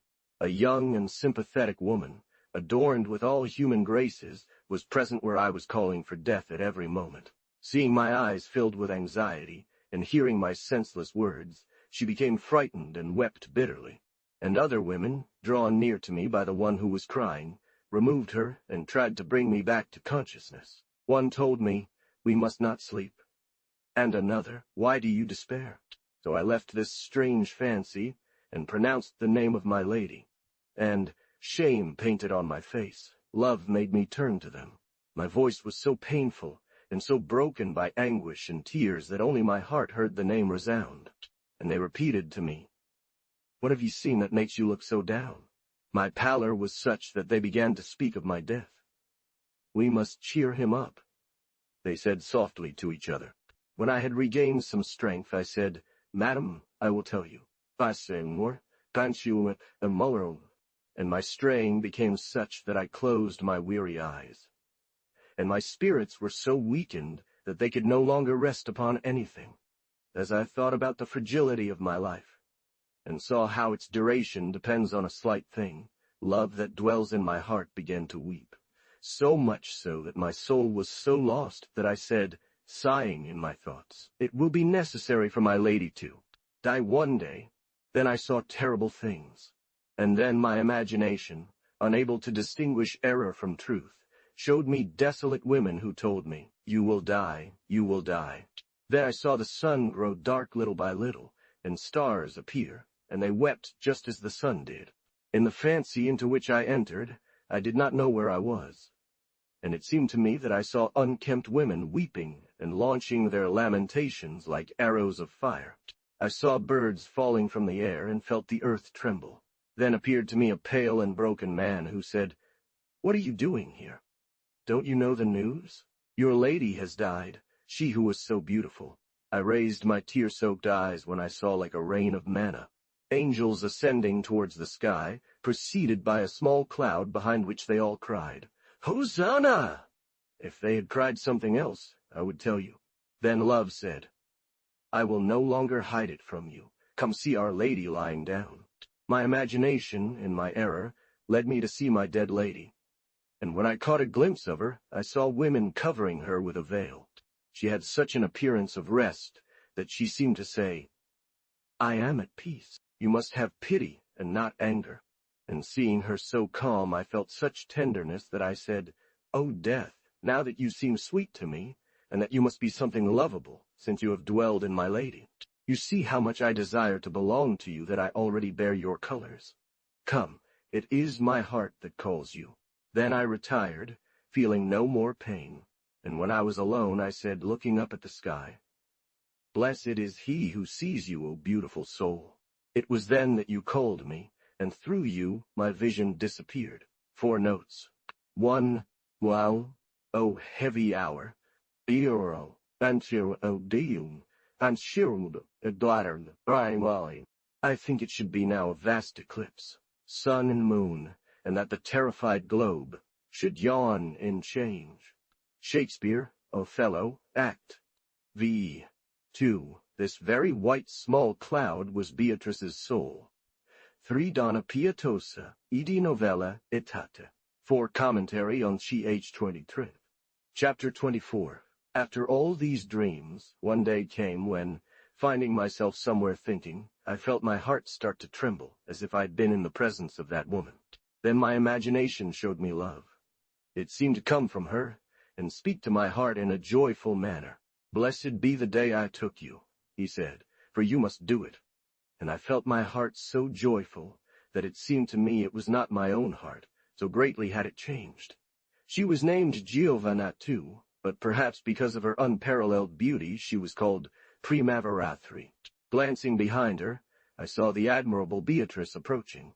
Soon after these words, my heart told me in the language of love, I saw a charming woman approaching. It was that famous beauty whom my dearest friend Don was very fond of, and over whom he had much influence. These ladies drew near to me one after another, and it seemed to me that love spoke in my heart and said, because she came first today, she must be called Primavera. It was I who wished her to be called Primavera for she will come first on the day when Beatrice appears after the madness of her faithful. 5. And it seemed to me that he love still whispered a few words to me, namely, whoever looks closely would call this Beatrice love, because of her resemblance to me. And if one wants to consider her first name, it is better to say Primavera, because her name Giovanna comes from Giovanni St. John, who preceded the true light by saying, "I am the voice crying in the desert, prepare the way of the Lord." Our be, and what done was 6. Danwong, one or mortally old being and some matter. So upon reflecting on this, I proposed to write some verses to my excellent friend, omitting what seemed fit to omit, believing that his heart was still occupied by the beauty of beautiful Primavera. So I wrote the following sonnet. I felt in my heart 7 an amorous spirit awaken. Then I saw love coming from afar, he said, "Now you must think to honor me." And he smiled at every word he spoke. And as my lord stood near me, I looked from where he came, and saw Madonna Giovanna and Madonna Beatrice approach me, one after the other of these marvels. And as I well remember, love told me, "This is Primavera, and that one is named Love. So much does she resemble me." I spoke of it as if it were a body, and even a man, in 3 circumstances, when I said that I saw it coming from afar. 9. Chapter 25. People who want to explain everything might be surprised by what I say about love, as if it were a thing in itself, and not just an intellectual substance, but a bodily substance. For love is not itself a substance, but an accident in substance. As, according to Aristotle, moving can only be the act of a body, it seems that I am presenting love as a body. When I said that it was smiling, and even speaking, as is proper to man, especially laughter, it seems that I made it a man. Only some poets spoke of love in Latin. Among us, as perhaps still elsewhere, and as among the Greeks, it was only educated and not vulgar poets who treated such subjects. And there are not many years since these vulgar poets first appeared, that is, those who said in common verse what was said in Latin verse, 50 years. And it is because inferior writers have acquired some reputation that they were the first to use the vulgar language. The first vulgar poet spoke thus only to be understood by a woman who would not have understood Latin verse. This is against those who rhyme on subjects other than love subjects, since this mode of expression was from the beginning dedicated solely to the subject of love. Therefore, if we allow poets to use rhetorical figures or expressions, we must also allow those who speak in verse to do so. Thus, since poets have been granted greater freedom of speech than prose writers, and these rhyme speakers are nothing other than common poets, it is just and reasonable to grant them more liberty than other common writers, but with reasons that can be explained in prose. We see then that, if poets have spoken of inanimate things as if they had sense and reason, and made them speak together, not only of true things, but also of things that are not, i.e., things that do not exist, and accidental things as if they were art, substances, and men, it is fitting that he who writes in rhyme should do the same, not without reasons. Aeolus for thee, etc., and that he replied, that the poets have done as I have just said, is evident from Virgil, who relates that Juno, that is, the enemy goddess of the Trojan, spoke to Aeolus, master of the winds, in the first book of the Aeneid. Thine, O queen, what dost thou wish, etc. In Lucan, the living thing speaks to the inanimate. And in the same poet, an inanimate object speaks to a living one in the third book of the Aeneid, Dardanian's hard, etc. Rome owes much yet to her civil arms. And in Horace, man addresses knowledge itself as if it were another person. Tell me, muse, about a man. And not only does Horace speak, but he does so almost like an interpreter of good Homer in his art of poetry. According to Ovid, love speaks as if it were a human being at the beginning of the book, Remedies for Love. Fair to me, I see. Fair ones are prepared, he says. And it is through all this that different passages of my book can appear clear. Unquestioned, cannot explain the words in a way to give them a true meaning. And my excellent friend and I know well who rhymes so foolishly, notes, and so that uneducated people cannot boast about what has just been said.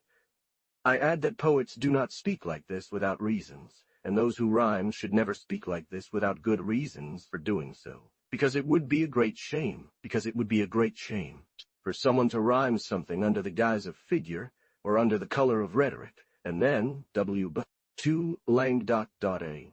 One, if we recognize the poet of the Divine Comedy in the passionate verses of the Vita Nuova, we find here the author of Il Convito, 3 Il Convito d'Or, 4 Guido Cavalcanti. Those who have experienced it can bear witness to those who would not believe it. Chapter 26. This charming woman, of whom mention has just been made, appeared so affable to people that wherever she passed, and when she drew near anyone, a feeling of humility would well up within them such that they dared not raise their eyes or respond to her greeting. She went about crowned and dressed in modesty, taking no pride in what she saw or heard said. Many would whisper as she passed, "She is not a woman, she is one of God's most beautiful angels." Others would say, "It is a wonder, blessed be God who has created such an admirable work," and one cannot look at her without sighing. I say that she was so affable and adorned with all sorts of beauties that those who looked at her felt in their hearts a gentle.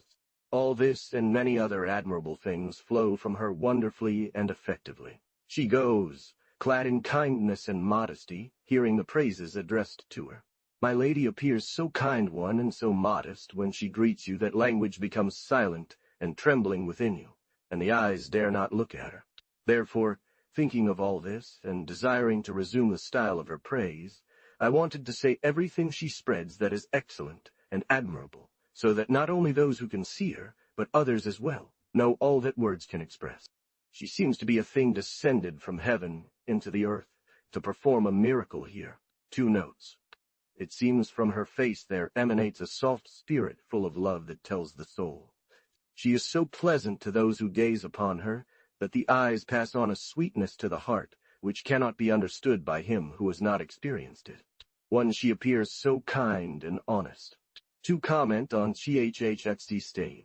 Seeing this, and wanting to make it known to those who did not see it, I resolved to express it in a significant way. And I say in the following sonnet the influence her virtue had on other women. Chapter 27. I say that my lady displayed such grace, that not only was she an object of honor and praise, but because of her many others were also praised and honored. He who sees my lady among other women sees all beauty and virtue perfectly. 1. Those who go with her must thank God for the great grace bestowed upon them. As I see her, all becomes modest, and not only does she please by herself, and her beauty is endowed with such virtue that it excites no envy, and adorns others with nobility, love, and faith, but she brings honor to others. And everything she does is so lovely that no one can remember it without sighing in a sweetness of love. Hence, and what this influence made me feel, love has possessed me for so long and has so accustomed me to its dominion, that after initially painful to bear it, it has become very sweet for my heart. 2. After that, one day I began to think about what I had said of my lady, that is, in the 2 previous sonnets, and seeing in my thought that I had not spoken of the influence she was having on me at that moment, it seemed to me that something was missing from what I had said about her, and I proposed to express how I felt subject to her influence. Also, when I lost all my courage, and it seemed that my mind abandoned me, then my weak soul feels such sweetness that my face paled. Then love takes such power over me that my sighs blend with my words, and as they leave, they beg my lady to restore myself to me. Note: this happens to me every time she sees me, and to such a degree that it would be difficult to believe. 1. Si lungamente m'ha tenuto amor. Chapter 29. How sits the city alone, full of people? She is made as if a widow of the peoples. Treating such a subject. The third is that, if I did, I would have to praise myself, which is highly blameworthy. 1. I was still thinking about the song that precedes this one, and I had just written the last words when the Lord of Justice called this beauty, under the glorious banner of Mary, this blessed queen for whom this happy Beatrice had such adoration. 3. Therefore, I leave it to another glossator to narrate this story. 2. And although one may be inclined to know how she was separated from us, I do not intend to discuss it here for 3 reasons. The first is that it does not fit within the scope of this writing, if one refers to the preface premio that precedes this small book. The second is that, even if that were not the case, my pen would be incapable of notes.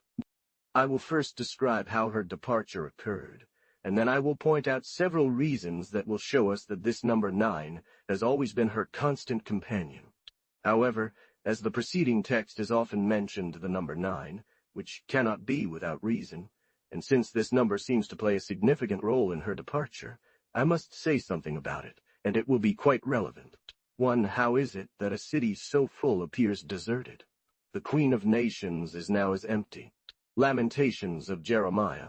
2. Commentary on Chhi. 3. Il Convito, Trattore. Chi. 4.2. Qual numero pu, alle colanto amico. It rather conveys the idea of habitual companionship. The word amico should not be taken in the sense of favorable. Chapter 6, ording 1. She belongs, therefore, to the 13th century of the Christians. She therefore left, according to our style, in this year of our indiction 3, that is, the years of the Lord, where the number 9 has been completed 9 times in the century in which she was born. I say that her very noble soul left us at the first hour of the 9th day of the month, according to the Italian style, and that according to the Syrian style she departed on the 9th day of the year, whose first month is called Tilman or Tisri, corresponding to our October. It is said that this number was familiar to him because at his birth all these 9 mobile skies were perfectly aligned. Why this number was so familiar to him may be because, following Ptolemy and the Christian truths, there are 9 mobile skies below the immobile empyrean, and according to the common opinion of astrologers, these 9 skies exercise their influences, here below according to their own conjunctions. That's one reason. But looking closer, and according to an incontestable truth, the number 9 was itself. I mean by similarity, and here's how I understand it. One might find a more subtle reason, but this is what I see and what I most enjoy seeing. The number 3 is the root of the number 9, since, without the help of any other number, by multiplying itself it becomes 9, as it is clear that 3 times 3 equals 9. 4 notes. Therefore 3 itself is the factor of 9, and if the factor of miracles itself is 3, that is, the Father, Son, and Holy Spirit, who are 3 yet one, this woman was accompanied by the number 9, which signifies that she herself was a 9, that is, a miracle whose root is found only in the admirable Trinity. One style refers to the method of counting in the calendar. 2. Beatrice died on June 9, 1290, that is, the 9th month of the Syriac year. Since this year began with the month Tisman, which is our October, the 9th month according to Syriac style corresponded to our June 1290 Juliani. 3. Indiction, a term in chronology. A revolution of 15 years, which is always begun again from 1 when the number 15 is completed. 4. Comment on chapter 21. After this noble creature was separated from the world, the whole city remained as a widow and stripped of all that made it beautiful. And I said this so that one might not be surprised that I made it the title of what was to follow.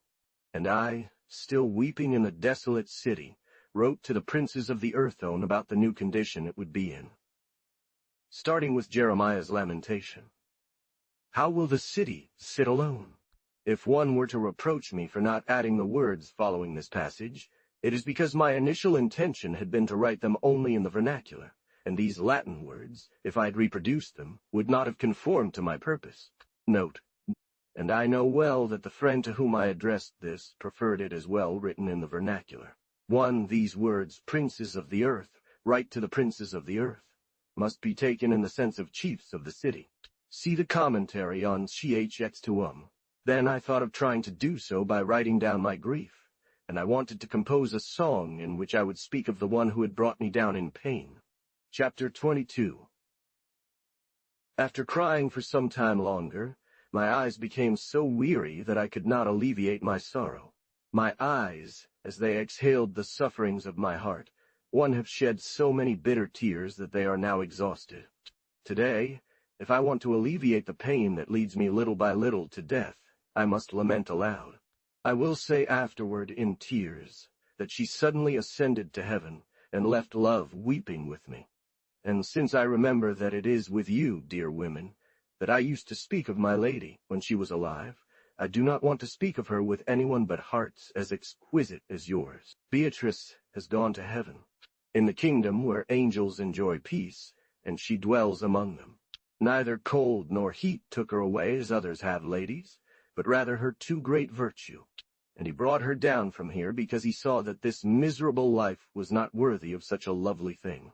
2. For the radiance of her goodness shone so high in heaven that the Lord was amazed, and desired to call to him such perfection. 3. Her soul, so gentle and full of grace, parted from her beautiful form, and resides in a place befitting her. He who speaks of her without weeping has a heart of stone, and however high intelligence may be, it will never grasp it if it does not rest on the nobility of heart, and it will find no tears for itself, but sorrow and pain, sighs and tears until death, and renouncing all consolation, are the lot of him who looks within his own thought what it was, and how it has been taken from us. I feel all the anguish of sighs when my oppressed spirit brings back to me the thought of him who tore my heart. And often, in thinking of death, a desire full of sweetness changes the color of my face, and I become such that shame separates me from the world. When I give myself over to imagination, I feel myself overwhelmed from all sides by so much pain that my heart shudders. I come to weep in solitude, and I call Beatrice and say, "You are therefore now dead," and to call on me brings comfort. As soon as I am alone, my heart melts into tears and sighs, and whoever sees it would have compassion. What has become of my life? Since my lady entered her new life, my tongue cannot express it. So, ladies, what I have become, I wish I could not express. But as I am now, my lady sees me. The bitter life that troubles me has become so miserable that it seems everyone says to me, "I abandon you because my appearance is deathly." And I still hope for some compassion from her. Oh, my mournful song, go and weep, find women and young girls to whom your sisters used to bring joy. And you, daughter of sorrow, go, poor afflicted one, and stay with them. 3. Refer to Song of Chhmit. 4. These are the other, Canzoni. Rome. 5. Commentary of Chxt2.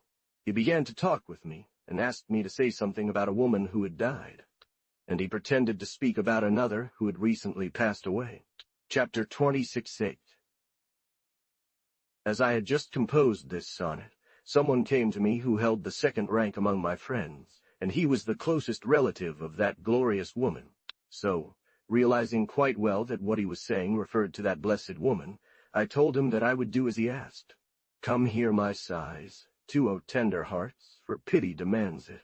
I therefore decided to write a sonnet in which I would give vent to my laments and give it to my friend, so that it seemed that I had written it for him. They escaped desolate, and if they did not, I would die of pain. My eyes would be cruel to me, more often than I wish, if I ceased to weep for my lady three, while my heart finds solace in her tears. The brother of Beatrice was named Manette Fraticelli. 1. This is the only evidence we encounter of any closeness between Dante and someone from Beatrice's family. You will often hear them call my dear lady, who has departed into a world worthy of her virtues, and sometimes curse life in the person of my suffering soul, who has been abandoned by his bliss. 2. Come to hear my sighs. I leave, I cease.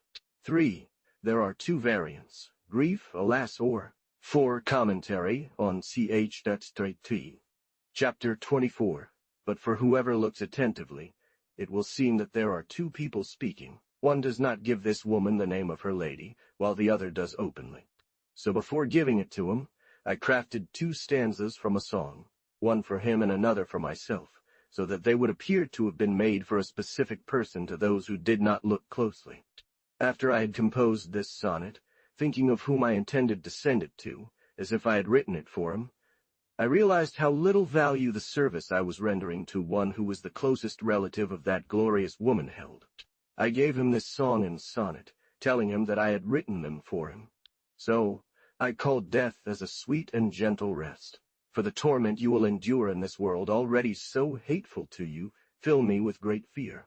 I say, come to me, with such love that I am envious of those who die. Every time, alas, it returns to me the thought that I shall never see again the woman for whom I suffer so much. Such pain comes to pile up in my heart that I say, my soul, why don't you leave? And in my sighs gathered voice filled with despair that always begs for death. It is towards it that all my desires turned when my lady underwent the cruel assault.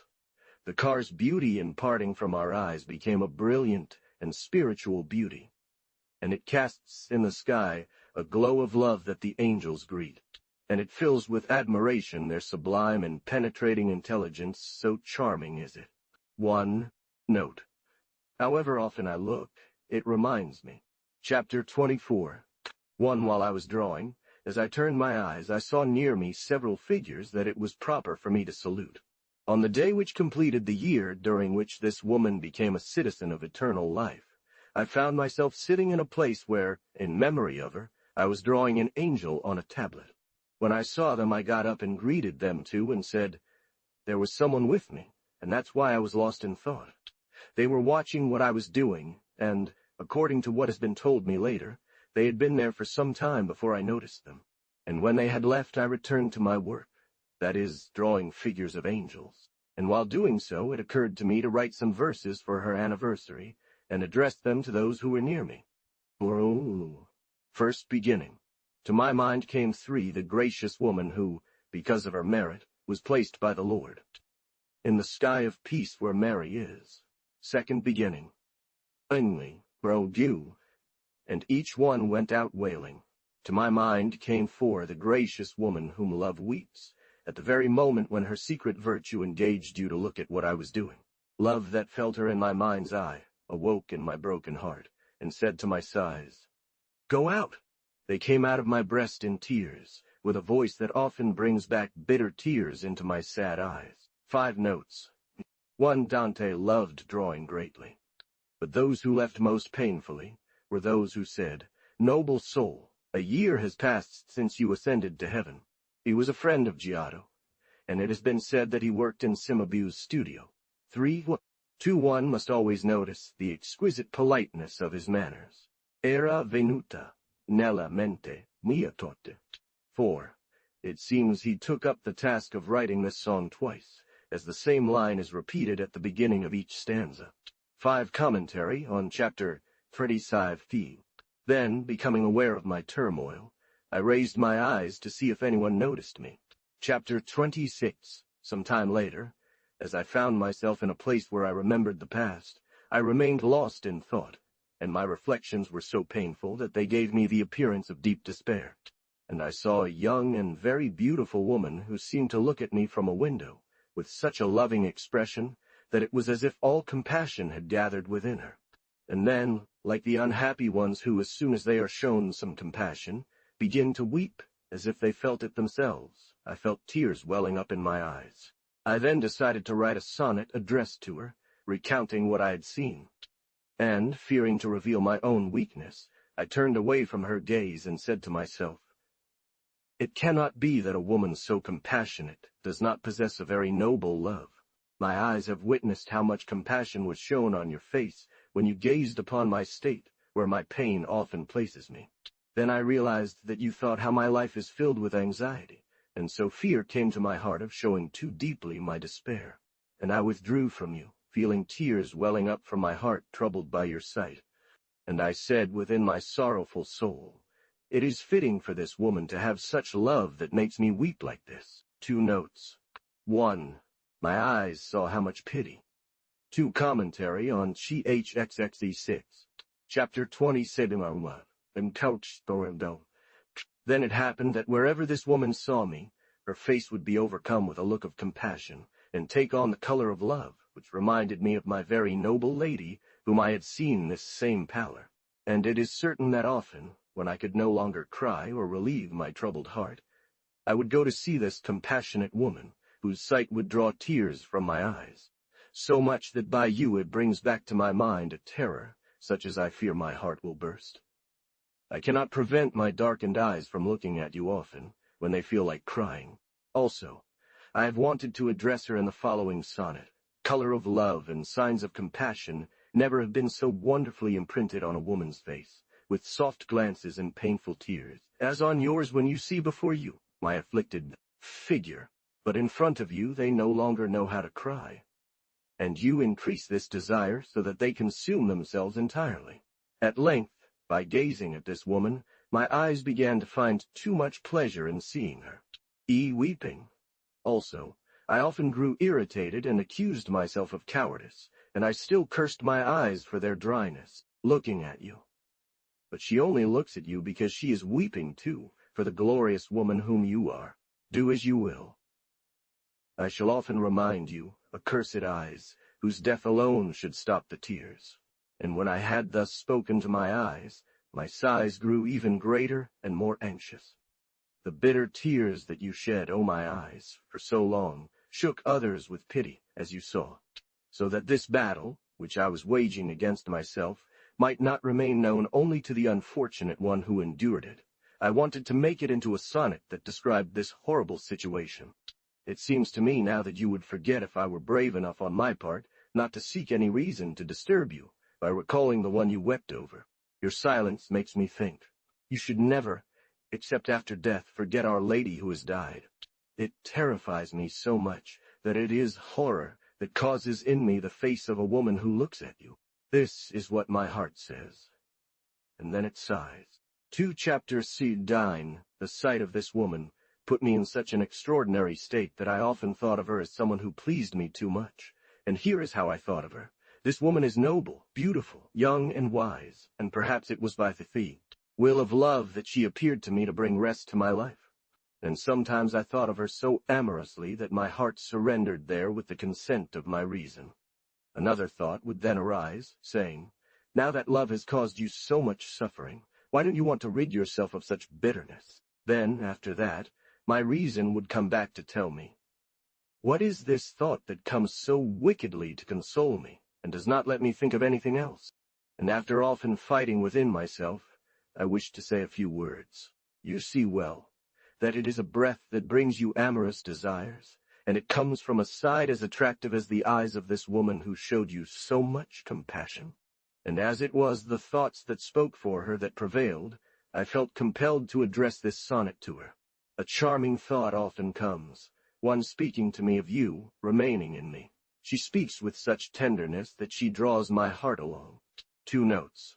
My soul then tells my heart, who is this consoling thus our spirit, and whose power is so great that it leaves no other thought in us? And my heart responds, O thoughtful soul, it is a new breath of love that brings its desires. 1 Gentil pensiero, che mi parla di voi. 2 Commentaire duce chart, montrumde. Chapter 3. One day, about noon, there arose in me against this adversary a powerful imagination that made me see this glorious Beatrice with that red dress under which she had shown herself to me for the first time. Rejecting all guilty desires, my thoughts turned back to the divine Beatrice. And from that moment, I started thinking about her with all my ashamed heart, so that I could not cease sighing. Then I began to think of her, and reflecting on the past sequence of events, my memory returned, and my heart began to repent bitterly for the desire it had so weakly surrendered to for a few days. And almost every sigh expressed what was said in my heart, namely the name of this woman, and how she had left us. And as these sighs renewed, so too did the interrupted tears, such that my eyes seemed to have become two things that no longer wished to do anything but weep. Thus were they so well compensated for their dryness, that now they could not look at anyone, without all these thoughts returning to them. And it would happen that through the long continuity of these tears, they ended up surrounded by that redness which is the stigma of martyred thoughts, also desiring that these guilty desires and these vain temptations be destroyed in such a way that there remained no significance of what came before. I wanted to write this sonnet which made it clear. These thoughts and the sighs I utter fill my heart with such terrors that love vanishes in wailing. Alas, through the force of sigh-sown which are born from the thoughts contained within my heart, my eyes are defeated and are no longer capable of looking at those who look at them. And they became such that they seem to have but two desires, the desire to weep and the desire to show their pain, and often they weep so much that love surrounds them with the stigmas of martyrdom, and they bear painfully inscribed the name of my lady and all that I have been able to say about her death. 2 notes. 1 lasso, per forza di molti sospiri. 2 comment on CHXL. 1. An image that my lady now sees gloriously. Chapter 1. And I, after I had paid this tribute to her memory, it happened that everyone came to see this blessed image that Jesus Christ has left us of his beautiful face. A group of pilgrims passed by a path that runs through the city where she was born, where she lived, where she died, and they seem to me to walk thoughtfully. So they think of something else, perhaps of their distant friends that we do not know. And I, thinking of them, said to myself, these pilgrims seem to come from far away, and I do not believe they have heard of this woman, and they know nothing about her. If I could talk to them for a while, I would make them cry before they leave the city, for I would tell them words that would make anyone who heard them weep. So, after they had disappeared, I proposed to write a sonnet that would express what I had thought within myself, and to make it more moving, I spoke as if I were talking directly to them. This city has lost its Beatrice. If you wanted to stay and listen, my heart tells me, with a sigh, that you would only leave in tears. O pilgrims, walking with thoughts too, perhaps of those far from you, you come indeed from very far, as one can judge by your appearance. For you do not cry, as you pass through this afflicted city, like people who know nothing of what plunges it into desolation, and everything that can be said about her is meant to make others cry. 3 notes. This handkerchief was said to be preserved in a church in Rome, where it was the subject of pilgrimages. 1. This is what they called a handkerchief of Saint Veronica, on which, according to the legend, the figure of Jesus was imprinted as she wiped the sweat from his face during the ascent to the cross. 2. O pilgrims, who thought you had left. 3. Commentary on Chapter 1. Chapter 2. Then 2 noble ladies asked me to send them some of my verses, and I, seeing who they were, intended to do so and send them something new that I would address to them in response to their prayer in an honorable manner. So I composed a sonnet that expressed the state of my mind, accompanied by the previous one, with another starting with Venite e intendere. 1. Here's the sonnet. Far beyond the sphere that undergoes the widest evolution, to rise, sigh, from my heart. A new intelligence that love in tears puts into law, pushes it to the peak. When it reaches where it aspires, it sees a woman who is the object of so much honor, and shines with such light that it fascinates and attracts this wandering breath. It sees her so great that, when he tells me again, I do not understand it, as it bets subtly on the suffering heart that makes him speak. 3 notes. 1. Venite e intender. But I know, for myself, that it is about this charming creature he speaks, because he often reminds me of Beatrice's name. So, dear ladies, I then understand him. I miei sospiri. See the sonnet from CH 2 beyond the hope that circulates most widely. 3 comment on CH Latin. It is the highest sphere and the closest to the empyre, that is, the pinnacle of the end of the universe, and I am striving as much as I can to achieve this, as she well knows. Chapter 2. After this sonnet was completed, a wonderful vision appeared to me in which I saw things that convinced me not to speak of this blessed creature again until I could do so in a manner worthy of her. so that, if it pleases him by whom all things live for my life to be prolonged for a few more years, I hope to say of her what has not yet been said of any other woman. And may God, who is the Lord of all grace, allow my soul to go and contemplate the glory of his lady, that is, this blessed Beatrice who gazes upon the face of him who is blessed through all ages. Yes, Dante's soul remained faithful to the memory of Beatrice. I will say not what I know, but what I am permitted to express, outside of what legend, tradition, or the imagination of endless commentators on Dante's work have claimed. End of the New Life epilogue readers of the Vita Nuova may wish to know if Dante remained faithful to the memory of his beloved after resisting the temptation to which he had yielded, followed soon after by regret and repentance, to show through. For it was only a few days before his glorious remains were received by the modest church in Ravenna that he depicted himself, his journey complete, returning to earth, while she remained in the abode of the blessed, before this superhuman light, which was God, and within the brilliant flash of the mystical rose. So, what do we know? But his heart remained on earth, forever separated from his Beatrice, whom heaven had claimed, and from all his familial affections, which his homeland denied him. He could not, without doubt, hold definitively closed to the seductions he would meet on his way, and to this need to love that allowed his most vivid hatreds and most ardent indignation. Even the mistresses of Dante have been enumerated. Certainly, they did not find the 1003 of Don Juan.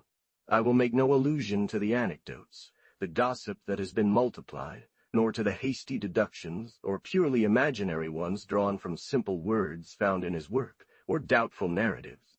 Would it not be, in fact, in his own work some regrettable pages, should we not cast a pious veil over them?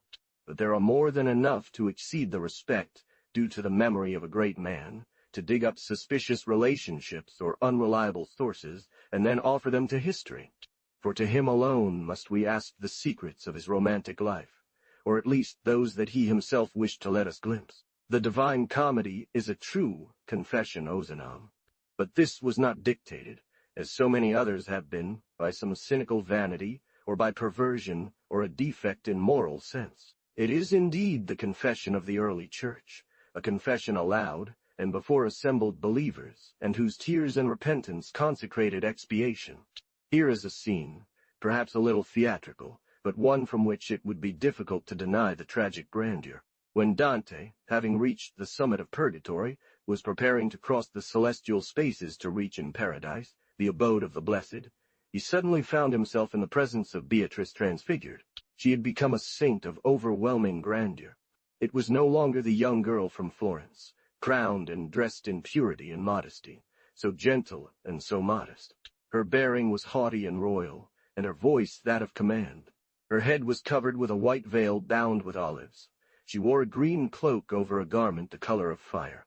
"Look at me," she said. I am Beatrice." And her beauty surpassed the beauty that already outshone that of others when she was still among them. But a fertile land sown with bad seeds and badly cultivated becomes all the worse for itself, and more wild the more vigor it possesses. Then, addressing the celestial beings surrounding her, the divine grace had so well endowed this one that, from the beginning of his life, it seemed that every righteous habit should produce in him wonderful effects. I led him in the right direction. I supported him for a while with my appearance, showing him my youthful eyes. As soon as I neared my second life, he separated from me and gave himself to others. While my body ascended to a state of mind, and I grew in beauty and virtue, he became less dear and pleasant to me. He turned his steps towards a false path, chasing after seductive and false images that do not render what they promise. Then, addressing Dante directly, "You are about to hear what contrary effect the burial of my flesh should have upon you. Neither nature nor art has ever represented beauty so well as the fair envelopment that had clothed me, and which was merely earth. And when this supreme beauty failed you through my death, what mortal thing could then attract your desires? And then, when you no longer had the excuse of youth and inexperience, must you allow yourself to be seduced by the beauty of some young girl, and other vanities whose enjoyment was to be fleeting?" And the angels who flew around Beatrice sang. Then he felt a remorse so poignant that he sank to his knees at the feet of the Blessed One. and, overcome by the violence of his emotions, he fainted. Dante stood before her at first like shameful and mute children, heads bowed, who remained to listen, acknowledging their faults and repenting, and he could barely articulate. What I encountered had drawn my steps through deceptive pleasures after your face disappeared from my eyes. In te domune speravi. Be imimol, trangoro barden shuben, pachi, and karlda. Notes. And the celestial creatures implored his forgiveness, and they sang. We are nymphs in this realm. We are stars in the sky. Turn, Beatrice, turn your holy eyes towards your faithful, who has traveled so far to see you, and allow him to contemplate your second beauty. 1. It was in the year of his death that he wrote in his Song of Paradise, the last songs of the Divine Comedy. 2. What follows is borrowed from Purgatory in the Divine Comedy. He gave the name Mystical Rose to the extraordinary depiction he attempted of the assembly of the blessed in the Empyrean. 3. See the note on page 14 of the introduction. Comments. Chapter 1. The general interpretation of this title is the new life, in the sense of a period of life succeeding another period. Thus, Vita Nuova would mean my youth, a narrative of my youth. Fraticelli, one of the most authorized editors and commentators of the Vita Nuova, as well as the Divina Commedia, believes that the word nuova can be understood in the sense often employed by the poet, nuova età, young age, childhood, or youth. One such an interpretation seemed to me initially highly acceptable. However, it appears that the text incipit Vita Nuova here begins a new life, leaves no doubt about the sense the author intended for the title of his book. There are in all languages certain words that do not have an exact equivalent in another. Whatever the case, he explains himself very clearly on the origin of this book, as well as on the respective epochs to which one can date the various parts, that is, either the prose or the verse. This is the case with the word Gentile encountered on every page of the Vita Nuova. If one opens an Italian-French dictionary, one finds that Gentile is used to mean pleasant, noble, graceful, kind, having a good air or good complexion. Today, in common language, the most usual sense of Gentile to which gentilezza corresponds is polite, with an idea of distinction that adds a particular character of courtesy. It accompanies Beatrice at every moment, and she is often simply designated as questa gentile, or, in the Vita Nuova, this qualification usually accompanies the word donna woman, either because it responded to the attraction that the woman exerted on the poet, or because the women he introduced into his poem all belonged to a certain class in society. La gentilissima torta, and the donna gentile has become the typical designation of Beatrice, so I had to replace the word gentile with various epithets that French vocabulary offered me, except for the word gentile, which would not have found much application here. A few explanations are still needed regarding the word donna. The word donna corresponds exactly to the French word femme, and is applied like this to the female sex in general.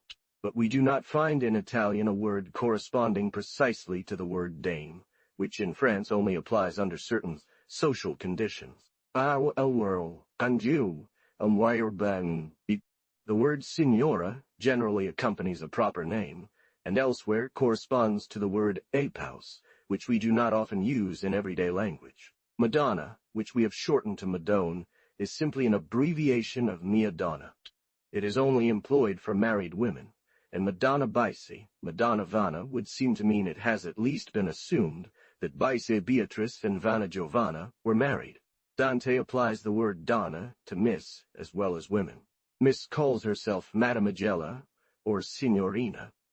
The latter word, more common, usually accompanies a person's name.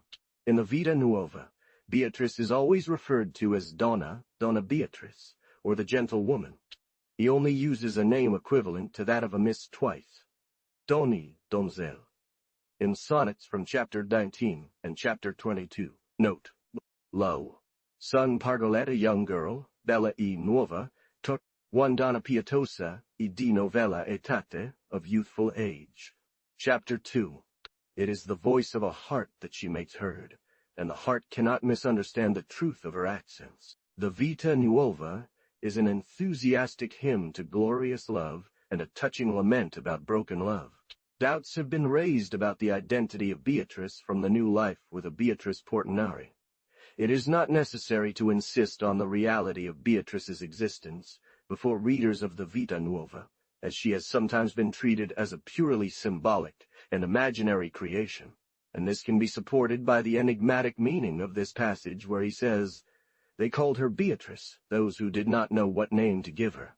Following Giuliani, this would mean that when she was seen, the name Beatrice was involuntarily applied to her, as the name seemed to suit her so well. One here is the account of Dante's first meeting with Beatrice, as it seems able to be reconstructed, from Bacchus. It has been claimed that Dante's friend was not called Beatrice by her own name, and that the name Beatrice was then a common and so widespread name that it could only serve the secret that the poet claims to have kept, even though he pronounces it himself before, but especially after the death of the one he had loved so much. These renewal celebrations were also held in neighboring countries. 2 public rejoicings and private feasts filled the city with joy. In the month of May 1274, a festival celebrating the spring took place in Florence, which was likely influenced by poetic and graceful customs borrowed from pagan memories. Signor Folco Portinari hosted a private party on this occasion. Alighieri, Dante's father, was among the guests. Folco Portinari was a wealthy and prominent figure in the Guelph faction. There were simply rich and poor people, and families dominant by their fortune or popularity, just as everywhere else. At that time there was no strict aristocracy in Florence. It only became established later, after the Medici introduced more monarchical institutions into the Florentine Republic, to the benefit of rich merchants. There were also, near the city, castles where lived retired old families, sullen, often needy, who, facing a city where labor, industry, and commerce called for fortune, they rarely appeared in the city. But during major festivals, especially religious ones, they would descend to mix with popular, rough, malodorous crowds from nearby areas, drawn by the eternal allure that cities hold over the countryside.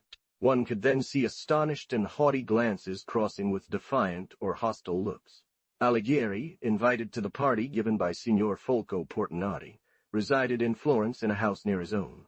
He also belonged to the Guelph party. The Alighieri were Guelphs by family tradition. Thus, he was on the same side, if not in the same world. He went with his son Dante, who had just turned 9 years old, to this sort of garden party. If he bore an honorable name, and if it was to be believed that he possessed a certain ease, it does not seem that he held a great place in the world of Florence. Follows the account of the first meeting of young Dante with Folco Portinari's daughter. So it is only after an interval of several years following this brief encounter, which does not seem to have been renewed, that the narrative resumes. The 2 young people were about 17 years old.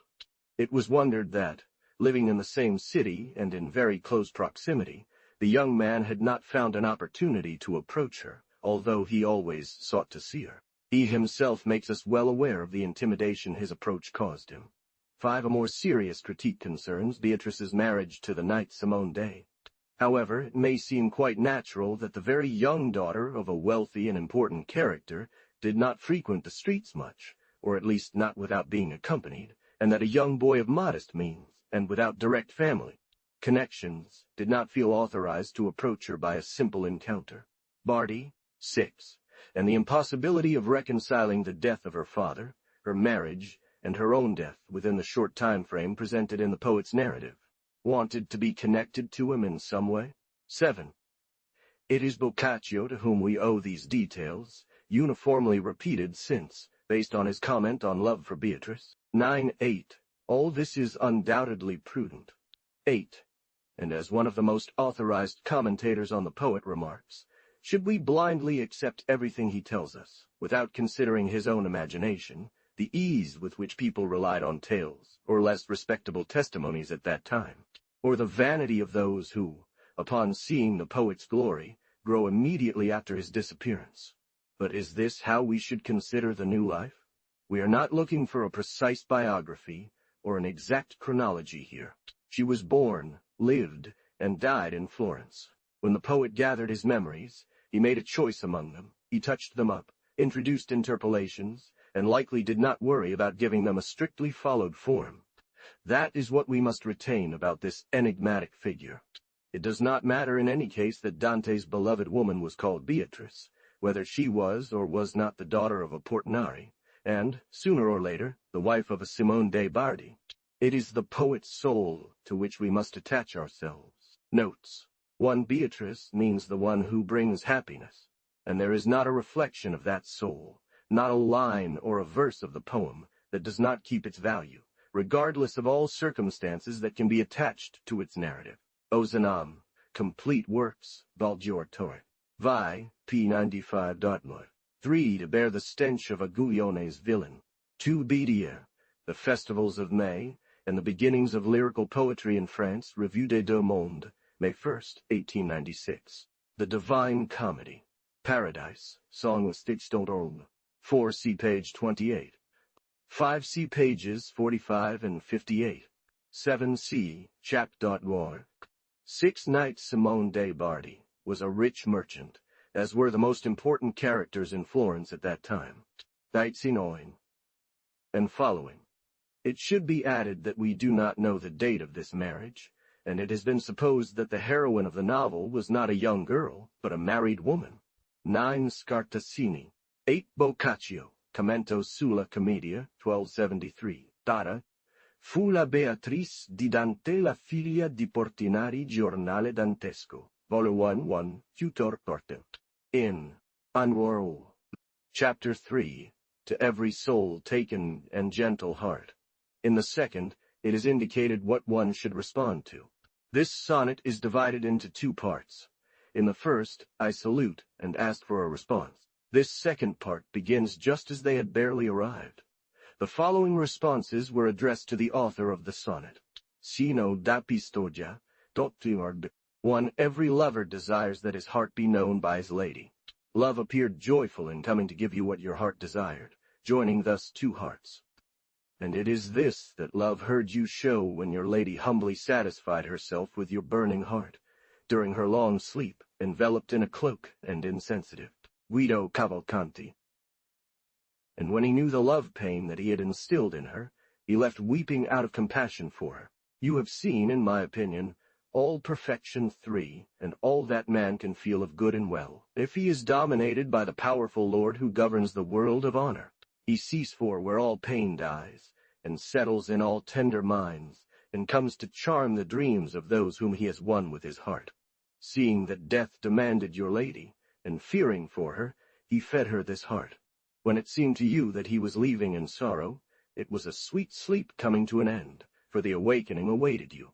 What does this contrast between the joy that love showed on arrival, and his sorrow when he left?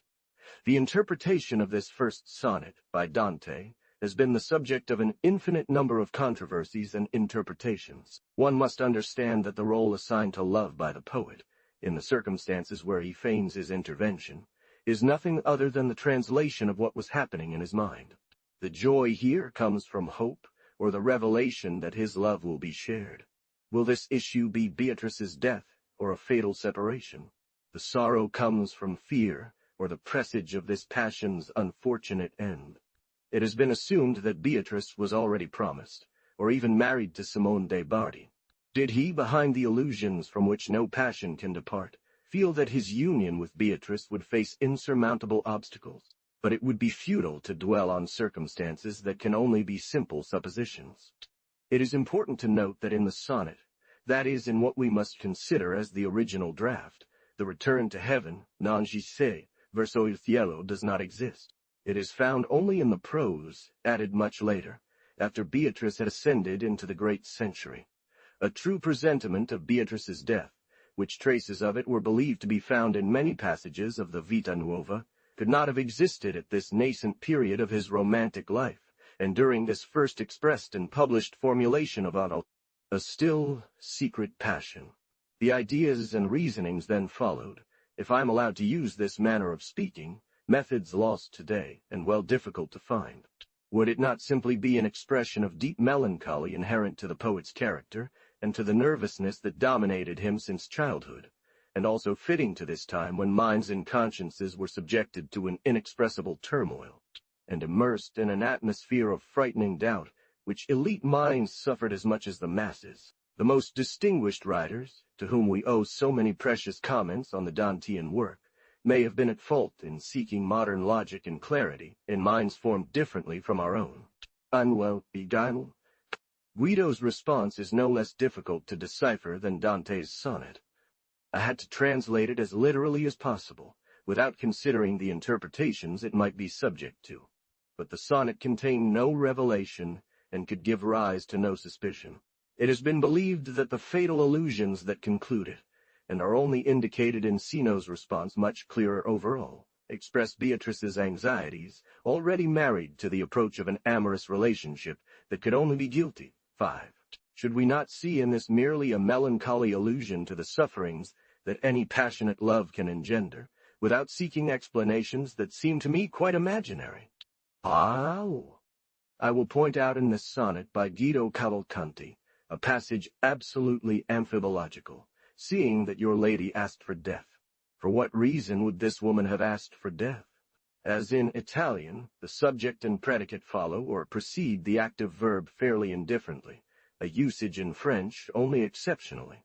The sonnet by Dante contained no allusion to such a meaning. If death was demanding her, wouldn't that simply be an allusion to the fragility of life, like that later expressed by the poet of La Vita Nuova? Chapter 28. With him, apart from the symbolic obscurity which he likes to envelop himself in, the style itself is generally of remarkable clarity. The language of the Trecento rhymers, even the most advanced in the Dolce Stil Nuovo, is, as far as I have been able to judge for myself, much more difficult to penetrate and reproduce than that of Alighieri. 6. I believe a similar observation can still be made about some modern rhymers, poets, at June, or Moller, or Baden-Watron, or Renan, a world, unworld, musier, unword. For example, the party's beautiful verses are certainly more difficult to reproduce literally in French than those of the Vita Nuova. Alway, or Dangun, unword, Roger, adieu. Here, in poetry and the sonnet, that is the first expression, only vague presages without any precise meaning are expressed. 7. In any case, it seems that from now on we can clearly discern the two distinct eras to which belong both the poetry and the prose of the Vita Nuova. In prose, that is, in the writing evidently posterior to Beatrice's death, we see it formally expressed, with a courtesy that is now rewarded in the other life. This, therefore, leaves no doubt as to the respective dates of the two compositions. It was the first time that her voice struck my ears. As for clarifications regarding Dante's first sonnet and the responses made to him, one can only repeat with Mr. Melodia, this poor Sphinx will still wait for her Oedipus. But it takes very little to transport a lover like Dante was then. It seems, therefore, that it was not just a silent greeting, and that Beatrice joined some words, perhaps a banal compliment only allowed by the company in which she found herself. 8, however, as we shall see later when speaking of the pallor of women when they feel touched by love, confessing that he had seen Beatrice's face pale in this way more than once, one must notice how discreet he remains about all that comes from the woman he loves, and how he insists on affirming the nobility of his own love, and on rejecting any vicious thought which could in the least offend the memory of Beatrice. Yes, in works solely devoted to the representation of human passions, we are always pleased to encounter some rays of intangible sentiments. Notes. 9. We must therefore believe, without this implying any injury to the purity of the affection she bore him, that he received from her testimony more significant than those which he scarcely lets us glimpse. 1. This sonnet is attributed, in Mr. Whitehead's edition, to Sino da Pistoia, p. 330. 2. Naturally dear, he asks every lover. Mr. Cirillo seems to attribute it to Torino di Castel Fiorentino, some chapters. 3. You see, in my opinion, every value. 4. This lord, that is love. 5. Cirillo, some chapters of Dante's biography. See also a very interesting article by Mr. Melodia on Dante's first sonnet in the Dante Journal, V. Year New Series, IE issue. 6. I do not know a French translation of Guido Cavalcanti's sonnet, and have encountered no Italian commentary on it. 7. For his ineffable courtesy, which is deserved in this great age. 8p. Giuliani, The New Life. 9c. Chapter 47. Chapter 7. O you who pass by the way of love. O wall, under. One word viral or white. Trace trowel. Trace you battery. Is trip. In the second part I tell where love had placed me, in a different sense from that shown in the last parts of the sonnet, and I say what I have lost. This second part begins with, this sonnet has two main parts. In the first, I intend to call the faithful of love with these words from the prophet Jeremiah. O all ye that pass by the way, attend and see if there is any sorrow like my sorrow, one, and pray to hear me well. Love, not because of my little merit, gathered among the papers relating to expected. 2. Ballad. Vita Nuova. The following ballad, which Fraticelli believes he can affirm, is one of those little rhymes that Dante says he wrote, others his true love la quale fece, schermo alla veritade. In the garb of a wise messenger, Revechu is an intelligent messenger, go, ballad, without delay, to that beautiful lady to whom I send thee, and tell her how much my life seems reduced to little.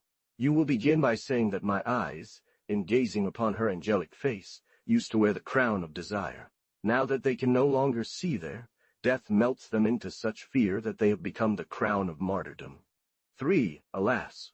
I do not know towards which side to turn them for their pleasure, so that you will find me half dead if you do not bring me some comfort from him. Address him therefore a gentle prayer. If the terms of this ballad seem a little harsh, about a simple simulation, one might think that this person had perhaps inspired a more particular interest than he admits. But one must also consider the usual, very conventional language of poets, and especially rhyme writers of that time. Notes. If today, in the common language of polemic, calling someone a scoundrel often simply means they do not share your point of view, saying to a woman that you will die from her absence could simply mean that you found pleasure in seeing her. 1. You who pass by, be careful and see if there is any pain like mine. 2. Fraticelli, La Vita Nuova de Dante Alighieri, Florence, 1890. 3. This expression crown, or stigmata of martyrdom, that we find again means simply deeply circled eyelids. Chapter 8. Weep, lovers, for love weeps. This first sonnet is divided into 3 parts. Benwenway, Benrasfero bin, Benrenolder. Adish, Kaural, all. In the first, I call and invoke the faithful of love to weep, and I say that their Lord weeps, and that, in hearing what makes him weep, they listen attentively. In the second part, I tell the reason for his tears. The second part begins with, in the third, I speak of the honor that love renders to this woman. Love hears, all roldenly, and see, einden. The third with, listen, how love, owl, woe, bangwari, owl, how then anwari, adieu and harold, tower, vile death, enemy of mercy. No, an, adieu, and so bang. This sonnet is divided into 4 parts. In the first, I call death by some of its names. In the third, I wither her. In the second, addressing it, I say the reasons for which I accuse it. In the fourth, I speak to an undefined person, though in my thought she is well defined. The second part begins, since you have given the third to Elm, and if I refuse, the fourth to Elm, he who does not deserve. Find you, or door, O Mori, howl. The acute accents that Dante feels at the death of this young woman, whose charming body he could contemplate lying among distressed women, are such as to suggest that his heart had taken a particularly strong part in this painful event. But one must consider the easy exaltation of his sensibility, and the exuberance habitual to Trecentine poetry. Moreover, his soul has always been haunted by the thought of our mortal end, which he relished, and one could say that the poet of the Divine Comedy lived in death. From the earliest expressions of his youthful and timid love, and in the brief blossoming of his beatitudes, one always senses hovering over his joys as well as his sorrows, the awareness that the image of his idol will not long persist, and aches burning desire to depart with her. Thus, shortly after him, Petrarch celebrated the triumphs of death, amidst the triumphs of love and those of fame. But this is not only one of the most original characteristics of Dante's poetry, it is also a trait of all the poetry of the dolce stil nuovo, this melancholy that casts its shadow over the most joyful and passionate manifestations. Let several centuries pass, and we will hear the poet of sadness and despair repeat, as the dolce stil nuovo rhyme makers did, that, with affectionate love, a desire for death is felt. We know Lepardi's beautiful poem, Amore Morte, Love and Death. Fate has engendered at the same time two brothers, love and death. There is nothing in the world, there are no stars more beautiful. From one is born good, and the greatest pleasures which meet in the sea of being. The other destroys all evils and all pains. Note, would it not be an interesting subject to bring together and compare the melancholies issuing from the sunny lands of the south, and the sorrows, daughters of the foggy regions of the north? Chapter 9. Riding the black horse along a path. 1 Cirillo, alcuni capitoli della vita di Dante, tortu, Iri and Caintiu. This sonnet has 3 parts. In the first, I say how I met love and under what guise. In the third, I say how he vanished. The second part begins with, when he saw me. The third one, then I took. I Casijuan, and our twirl, and current, our newel, mountain martyr, or Billy, carbonum sweet bane. We can notice that this is not given to us precisely as a vision or a hallucination, but rather as the work of an imagination haunted by persistent thoughts. It would therefore only be the translation of these thoughts into a figurative form. When the poet evokes the presence and inspiration of love, it is perhaps merely a way to express what was happening within himself. When love appears brilliant and joyful, it is because his soul was light-hearted and open to sweet perspectives. If it appears here poorly dressed, hesitating and anxious, it is because his own soul was troubled and uncertain, symbol of her so pure love. Indeed, in the enigmatic language that love made her speak, there are traces of hidden thoughts that, according to her habit, she cannot help but let glimpse, while leaving most to be guessed. And what made her thus was the concern for her own concealment, the defense of her love, as she called it, that she had lost and already thought to replace with a haste that one could not deny, did not smell of suspicion. Finally, there was some suspicion. Finally, there was some discomfort, perhaps a silent reproach from her conscience, when she looked towards the beautiful river. Isn't it to this that love or its awareness refers when it tells her, I remain the same, but you change? And it advises her not to let this trouble her. If love brought her heart back from the one who had served as a shield for her secret, so it could serve another, then her heart was at stake in this simulation of love, and, like sometimes happens to men, the great love that occupied her still left. Some space is available. It's not just the departure of the church lady that evokes her lyrical flow. We still see a young and beautiful woman's death inspire no less emotional accents. One later on, finally, the sympathetic compassion testimony she receives from 2 beautiful eyes will relight in him all the visions of broken love. One has much discussed this departure from Florence, which was to separate Dante, for a longer or shorter time, from the constant object of his thoughts. Too, it seems that in this grand poem honoring Beatrice, he wanted certain memories, tender or charming, to have their own stanzas as well, like secondary figures adorning the bas-reliefs of a monument raised to a glory they sought to immortalize. I borrow from Prof. del Lungo some interesting details regarding this incident on which, according to his habit, the poet leaves a darkness always difficult to dispel. It was certainly not a pleasant task that he undertook with many multi-companions, but an obligation he endured reluctantly, and in which, as a young man of 20, he carried away obsessing and melancholic thoughts of a lover forced to leave his home. Melancholic thoughts of a lover forced to leave his home. Beloved mistress.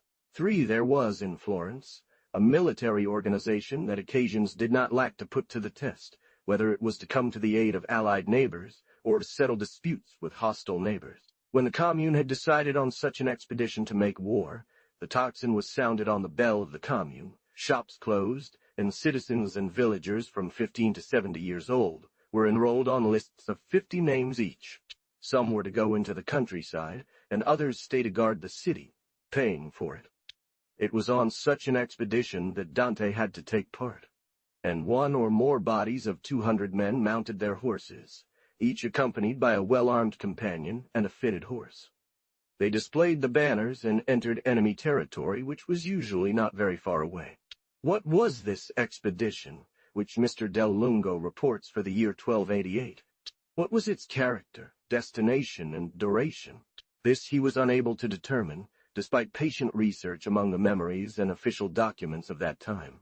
It wasn't merely occasional demonstrations. Was it the course of the Arno that the body of which Dante was a part followed? Whatever the case, his departure from Florence does not seem to have been of long duration. Notes 1 chapter 8.2844. In the 22nd canto of the Inferno in the Divine Comedy, Dante makes allusion to a campaign he allegedly conducted on the territory of the Aretini. I saw runners racing through your lands, O Aretini.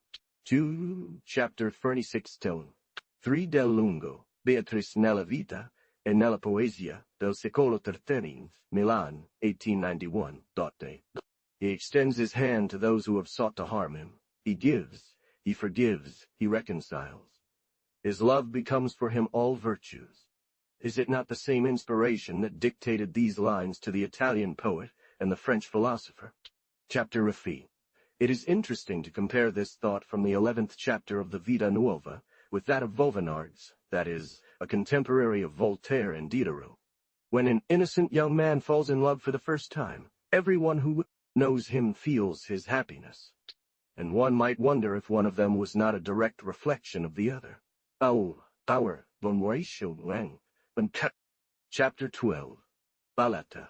Io voce tu ritrovi amore. In the second part, I say what it belongs for her to make heard. This ballad is divided into 3 parts. In the first, I tell her where she must go, and I encourage her to leave more boldly, and I tell her what company she must keep to go safely, and without running any danger. The second part begins with, in the third, I leave her free to depart when she wants, recommending her journey to fortune. Tell her first with gentleness. Well, old, pande, memoraldieu, and diner base orld. The third with, my dear ballad. And then he who still doubts and wishes to reproach me in this way will understand. One might reproach me and say that one would not know to whom I addressed myself in the second person, because this ballad is nothing other than my own words. So I say that this doubt I intend to resolve and clarify it in this small book, as well as in this small book, as well as a greater doubt.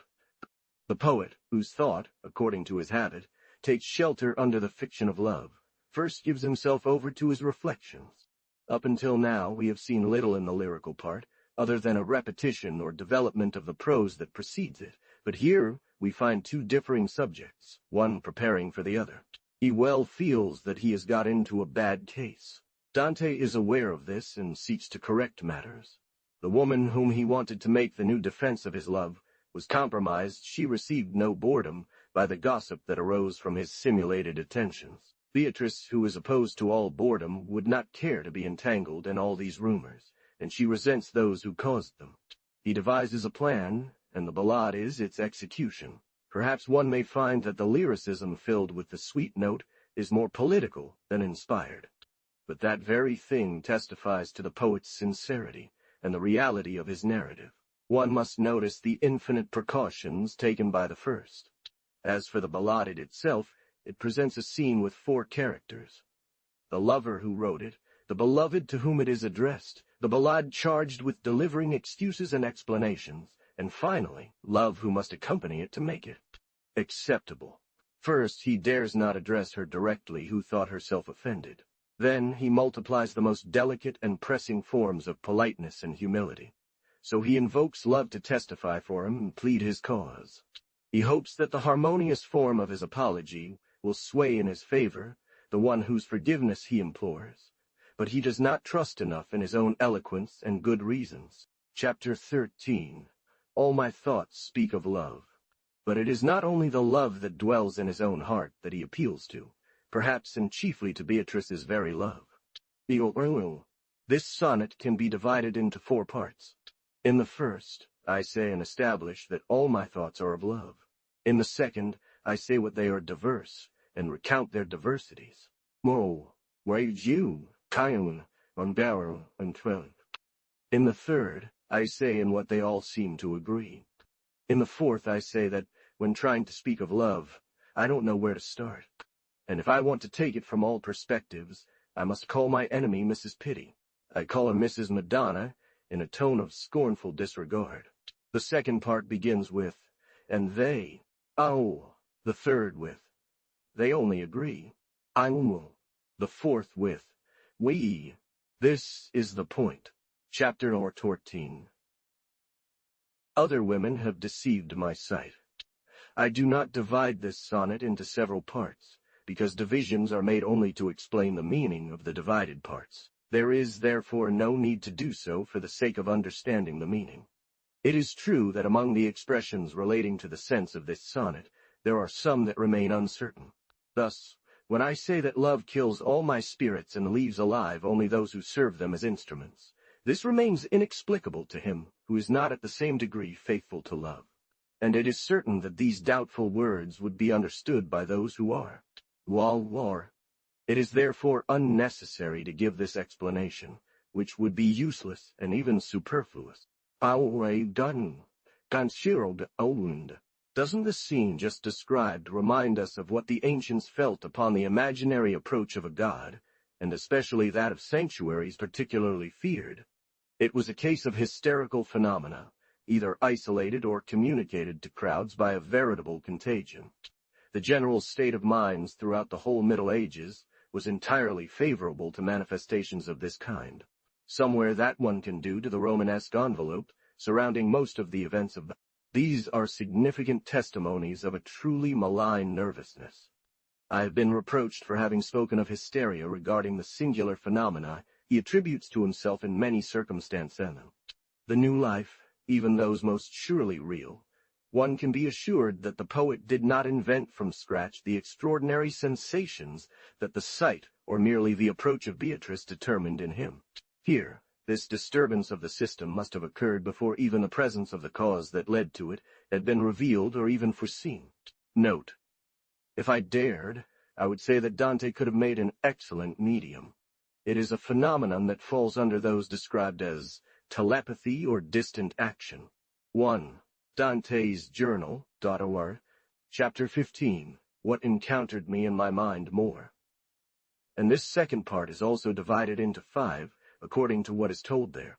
This sonnet is divided into 2 parts.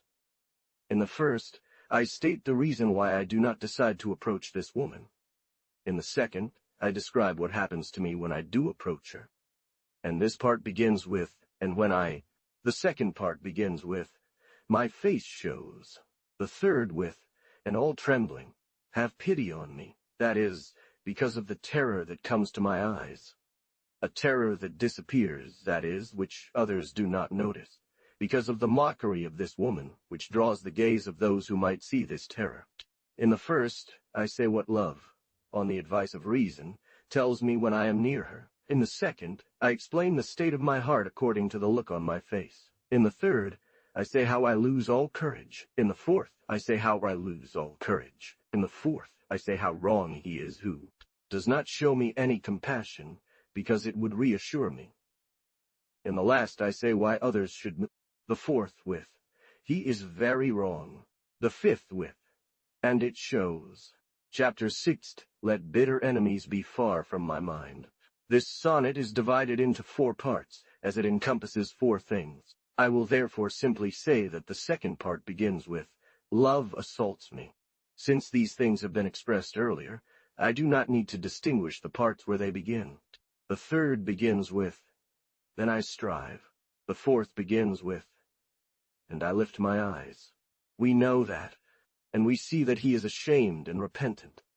He expresses a resolution to take his praises as subject for his words henceforth, and he wonders how he could have spoken differently. Chapter 18. It must be admitted, based on the last words just spoken to him, that the poet had complained loudly of the severity of his lady, either in words or in verses that had already gained some public attention. The New Life does not give us the complete reproduction of the pieces he composed in honor, or regarding Beatrice. There are several that date from the same period, and which he himself probably eliminated, generally found annexed to the text of Tao. The New Life. We see that the first sonnet of the New Life, purely symbolic, was addressed to notable poets, but there were then elements of publicity, from which it is difficult for us to gain a precise idea, and a side of this society that completely eludes us. As soon as this sonnet spread, says the poet, and we know some of the answers that were made to him. Speaking of the sonnet, "Give me your intellect of love," chapter 20. He says again, after this sonnet had been scattered throughout the world, was there not also then something analogous to what was called, in the last century, mental bureaus? There certainly was a mode of correspondence analogous to this correspondence by short verses, madrigals, sonnets, which we find in the 18th century, and of which Voltaire made such extensive use. We see one of his friends, Beatrice's brother, coming to ask Dante to say something about a woman who had just died, chapter 23. Another of his friends, Foresee, requests him to explain what love is sonnet, page 57. Noble ladies come to him for his verses, chapter Lexue, and he writes new ones to honor them even more. Here's the translation from French to English.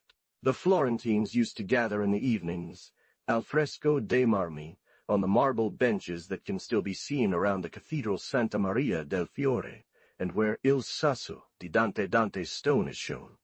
This is where the tales of the town and the day's gossip should be exchanged, and the daily productions of the trendy poets communicated.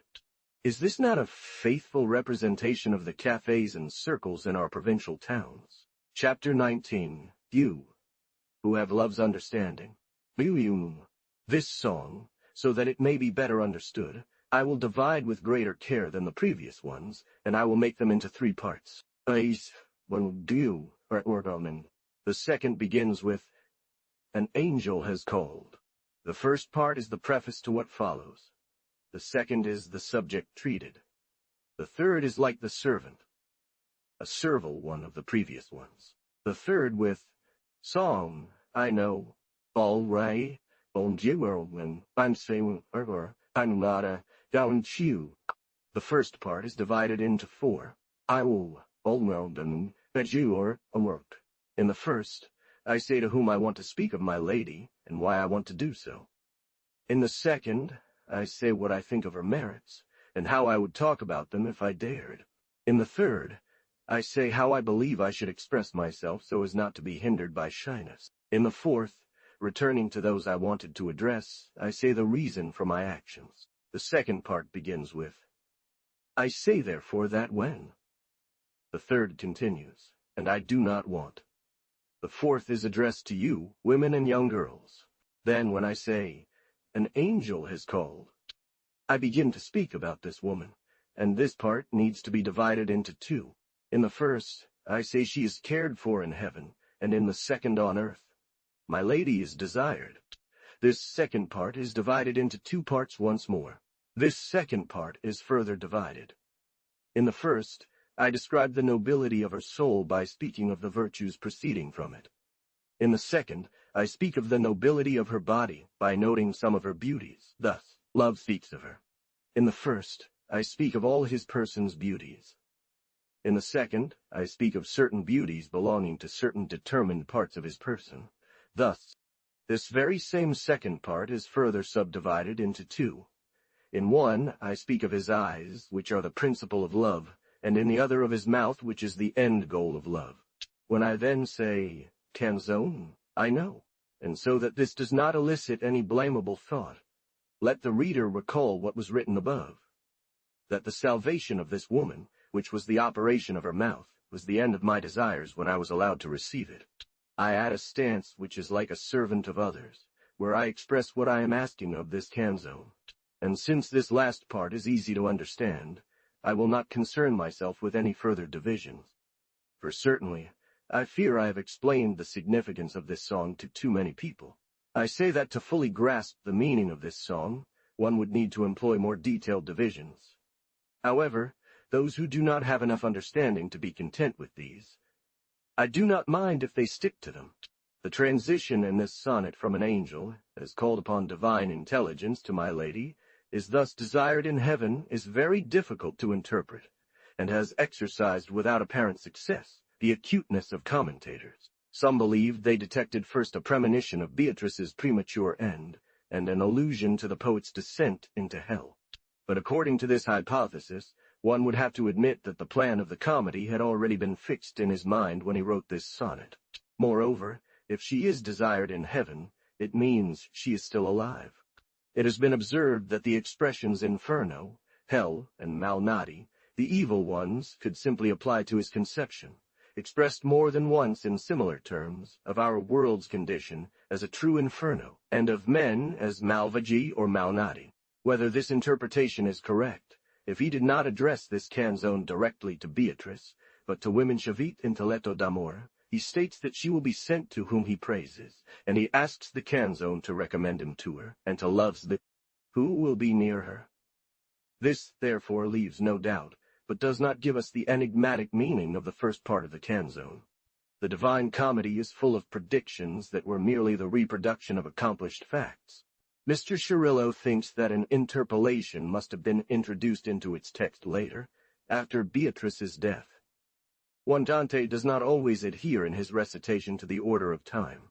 It is reasonable to believe that the Vita Nuova, during its final redaction and its framing within its prose narratives, underwent more edits, corrections, and additions than we can discern. I do not think it possible to admit that while the novel of the Vita Nuova was unfolding, and he wrote this love poem, far from having already conceived the plan of the Divine Comedy and made preparations for his sacred journey, he had not yet entered into public life, at least. 4. 2. In a very recent Article 3 dedicated to the important work of Cirillo, some chapters from the biography of Dante, an eminent critic, Mr. Barbie, also does not believe that this passage comes from a source prior to the Vita Nuova. I reproduce more or less his words. He could not yet foresee the fiction of this journey to ultramundane kingdoms, undertaken for the good of a living world that was badly alive, and for which he had no title, being neither Aeneas nor St. Paul, While Dante wrote this song, misfortune had not yet given him experience of the needs of the century to make him conceive such an undertaking, and with such a purpose. 5. It is because we are familiar with the fiction of the comedy that we interpret the journey in this way. Otherwise, in 1289, one would have understood God to say in hell through the mouth of the poet, I have seen the hope of the blessed. 6. I cannot help but further note the refined politeness that was part of the poet's habits. He appears to us as a well-bred man, and the delicateness of his behavior and expressions gives us the impression of a man raised by women.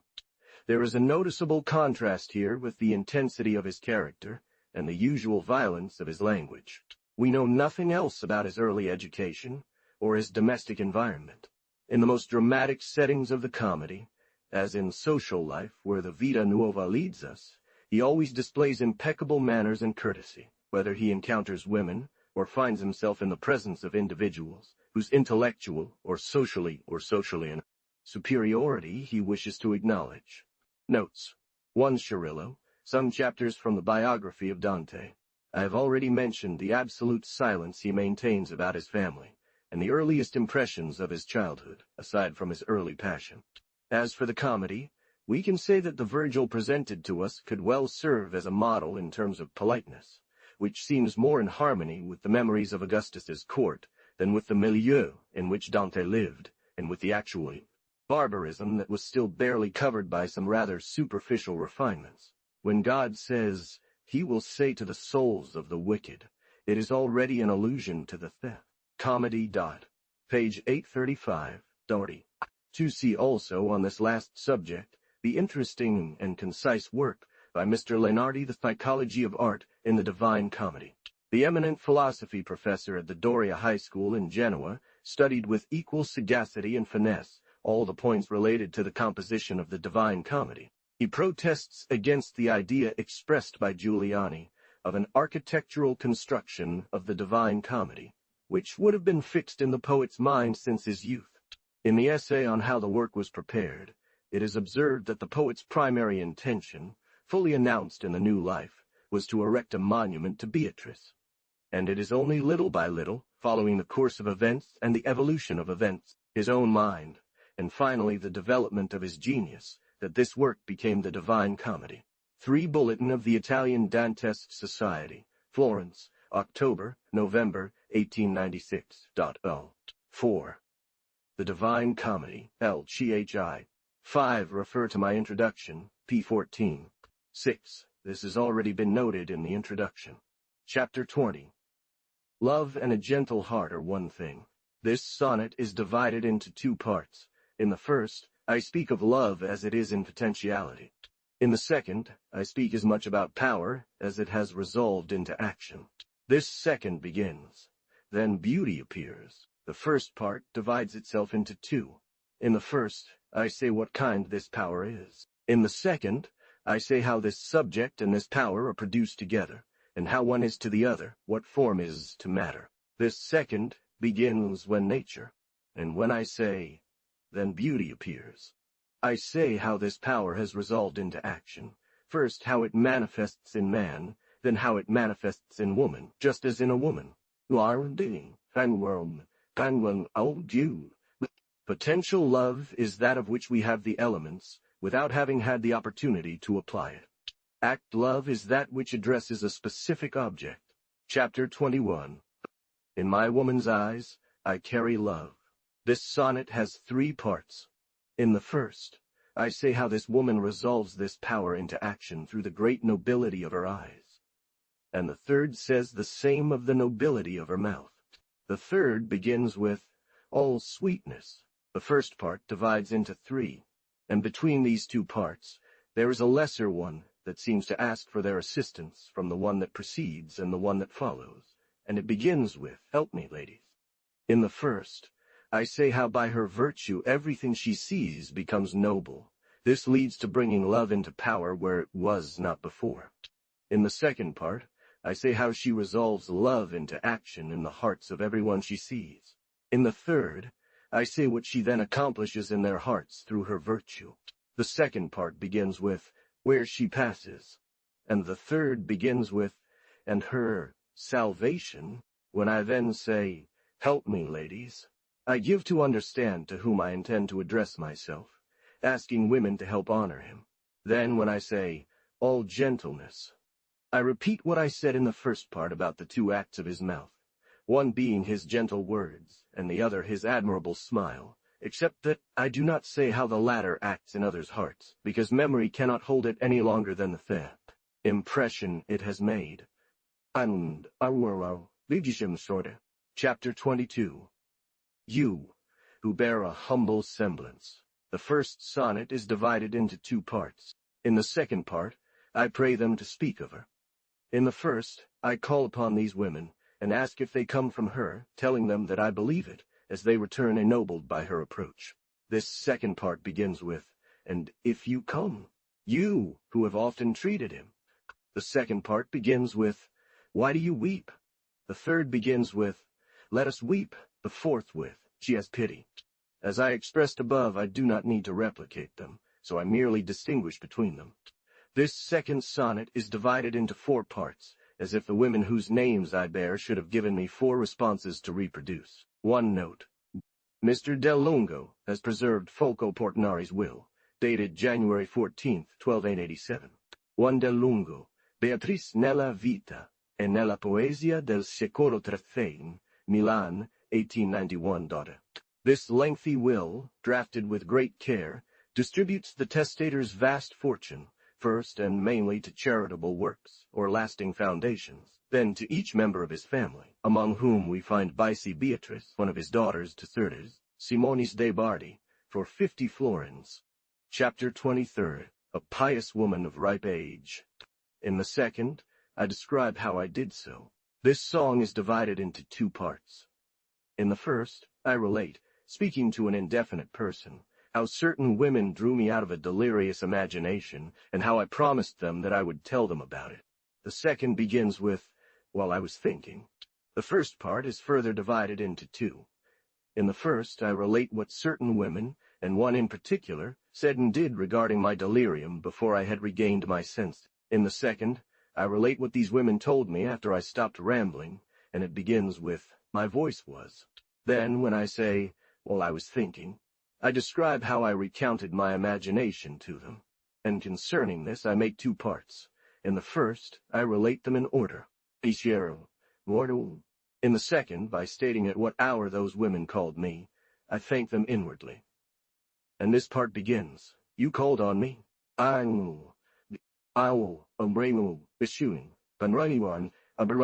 It took the poet just a few words to bring to life a graceful but fleeting image. The young and compassionate woman Donna Pietosa, Idi Novella Etate, who is at the head of the song, is the same as the young and kind woman who only passed through the narrative. She is the one who stood near her bed, and the other women pushed her away, perhaps because of her fears and her noisy laments. She was his closest relative Ita mio di propinquissima sanguinita, that is his sister, married to a Leon Poggi Fraticelli. This sonnet has several parts. Me, under, video, or, tune. Chapter 24. I felt myself awakened within my heart. The second describes how it seemed to me that love spoke in my heart, and what it appeared to be saying. The third tells how, after he had remained with me for some time, I saw and heard certain things. The first says how I felt the well-known tremor in my heart awaken within me, and how it seemed to me that love was approaching me from afar, all joyful. The second part begins, and he said. The third begins, and as my Lord. It begins, love told me. This third part is divided into two parts. The first recounts what I saw, the second, what I heard. It will seem perhaps difficult at first to grasp the meaning. Here is the interpretation that can be given. Guido Cavalcanti, the first of Dante's friends, also had a friend, named Giovanna. So Dante saw her approach him, and behind her walked Beatrice. That is all the story contains. This Giovanna, who was known by the name Primavera, which was probably given to her because of her type of beauty, he translates her name into Primavera, the one who will come first. Here the true light is Beatrice, and he finds further that the name of Giovanna suits him because it comes from the name Giovanni St. John, who had prophesied the true light Vox Clamantis. But we must not forget that we are in the 13th century. And it is Giovanna who precedes and announces her, having perhaps taken it upon herself to bring Beatrice back to Dante and end the estrangement between them. All of this is intricately woven and typical of the era, as well as this intrusion of sacred allusions into a simple reconciliation between two lovers estranged by a misunderstanding.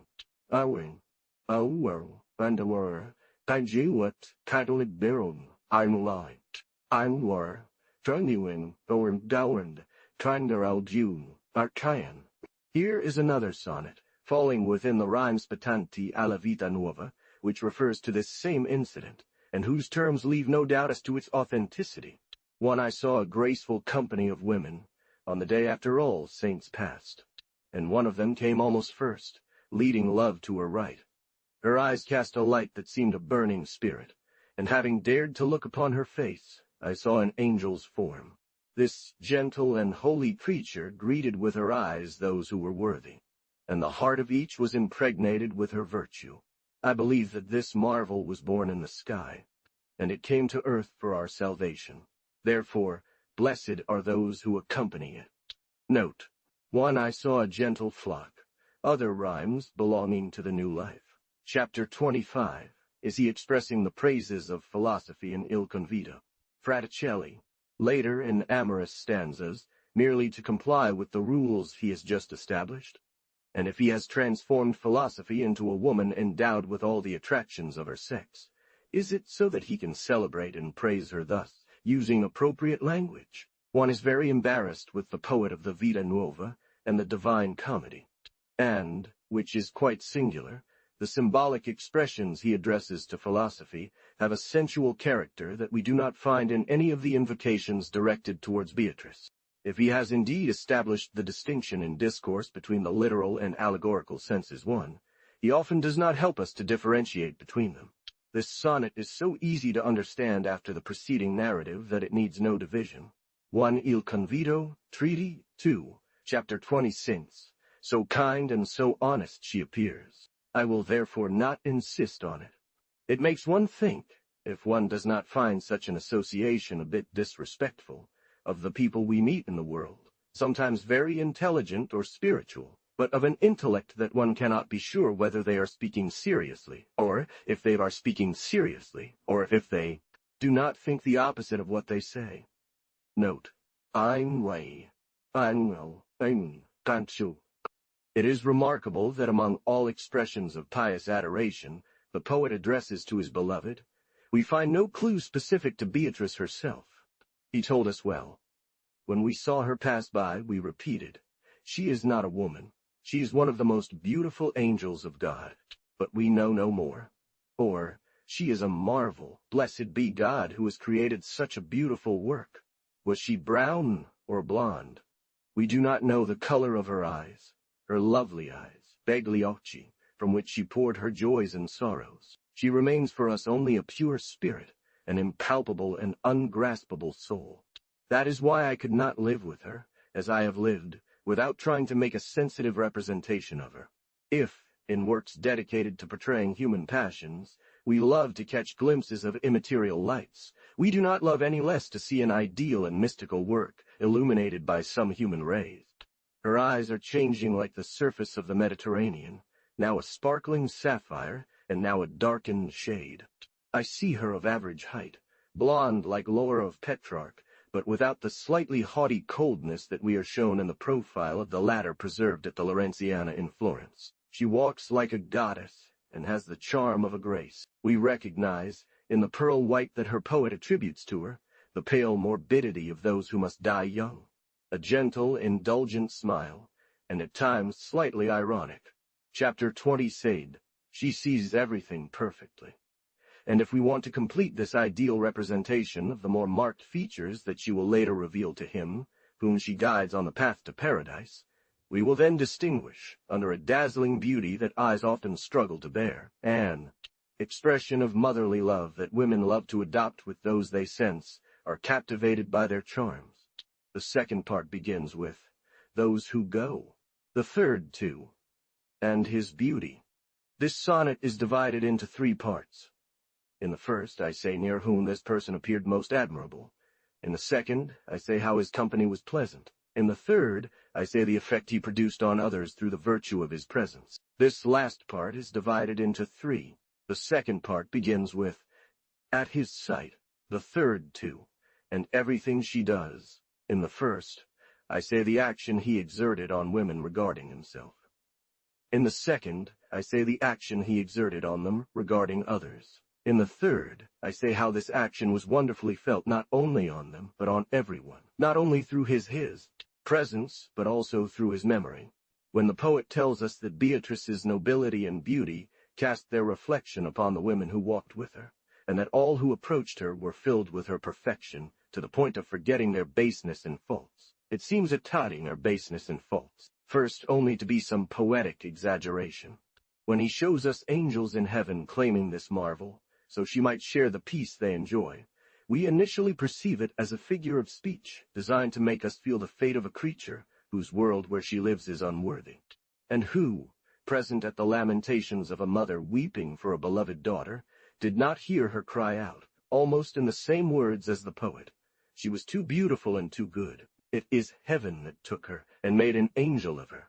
However, is it not true that in everyday life, the assiduous commerce of great beauty or immense power lifts us in the eyes of others and our own, and that intimacy with a superior intellect or brilliant virtue reacts on our own personality, exercising a conscious or unconscious influence on our judgments and deeds? For under these familiar hyperbolas known to poetry, especially 3rd-century poetry, we always find a precise awareness of reality, and beneath the usual grandiosity of language, a faithful expression of human sentiments and sensations. This is one of the most striking characteristics of the poet's genius, that, in his brightest or most confused harmonies, one never grasps a doubtful note. It is seeing things from afar. Chapter 29. Giuliani believes that by expressing himself thus, the poet alludes in advance to the place Beatrice will hold in paradise, mystical rose alongside Mary, this blessed queen, and that this should be seen as a testimony of the architecture that presided over his entire work. 1. Moreover, Dante tells us that he himself had a particular devotion to the Holy Virgin, and the invocation he addresses to her in Paradiso della Divina Commedia is one of the most beautiful pages of the poem. If one assumes that Mary's name is invoked here because Beatrice's place near Mary in the mystical rose was already determined in the poet's mind, one could equally well assume that the paradisiacal episode of Mary is merely a memory from the Vita Nuova. The idea that, shortly after Beatrice's death 1292, the plan for the paradise in the comedy was halted, and he would continue to work on it and complete it 20 years later, that is, the same year of his own death, seems entirely unacceptable to me. I have already returned to this subject several times. One can be amazed at seeing expressed so dogmatically the reasons why the poet will not speak of Beatrice's death. However, I find this interpretation quite simple. Mr. Cirillo, in the interesting book I have cited several times, engaged in a lengthy dissertation on this topic, where, as usual, one sees attempts to connect passages whose interpretation seems doubtful with the poet's future work. I do not say this for the first reason, which is anyway of little importance, because it is not clear how, from the preface of the book, it follows that this did not fit into his plan. As for the third reason, he could not make this narrative without introducing himself into it, and in a rather laudatory sense. 3 notes. He has established elsewhere that it is always blameworthy to speak of oneself, unless there is a formal necessity. The second reason points to this narrative, that he could not undertake it himself without doubt, because it would be too painful for him, to another glossator.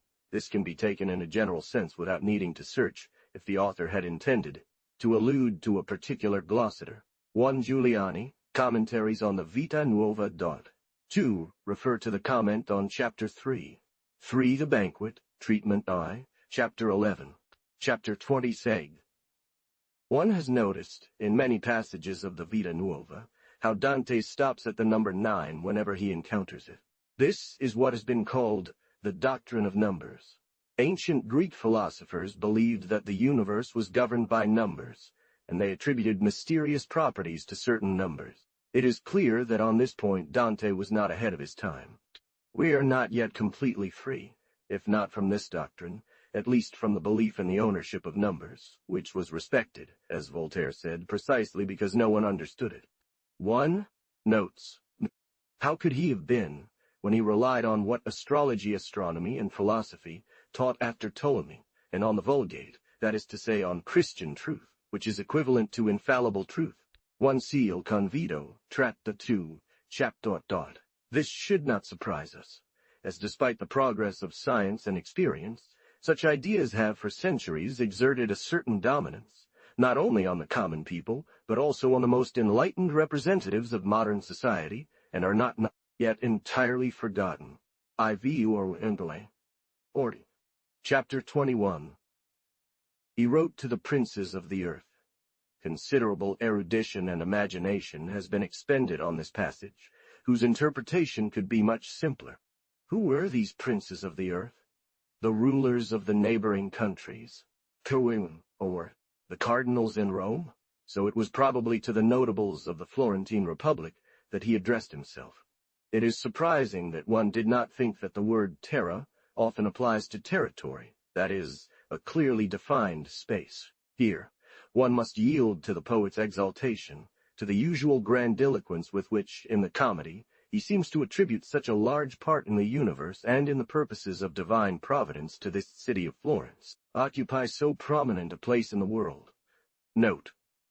If he wishes the pilgrims who pass through the city to participate in his sorrow, and join their tears to those of the city that has become a widow, he may well have thought to invite the rulers of his land to this sorrow. All this leads us back to the customs of that time, to the character of medieval poetry, and once again to the exaltation of the poet of the comedy on all subjects that engage his passions, or even his ideas. 1 Chap. Exime Lie. Chapter 22. The second begins with, Beatrice has departed. The third stanza. The sorrowful song has 3 parts. The first is its preface. In the second, I speak of my lady. In the third, it is to the song that I address my laments, my pious song. Winewell, The first is divided into 3. In the first division, I say why I begin to speak. In the second, I say to whom I wish to speak. In the third, I say of whom I wish to speak. The second begins with, and as I remember. The third stanza, I will then say, I'm Saul, when I say later.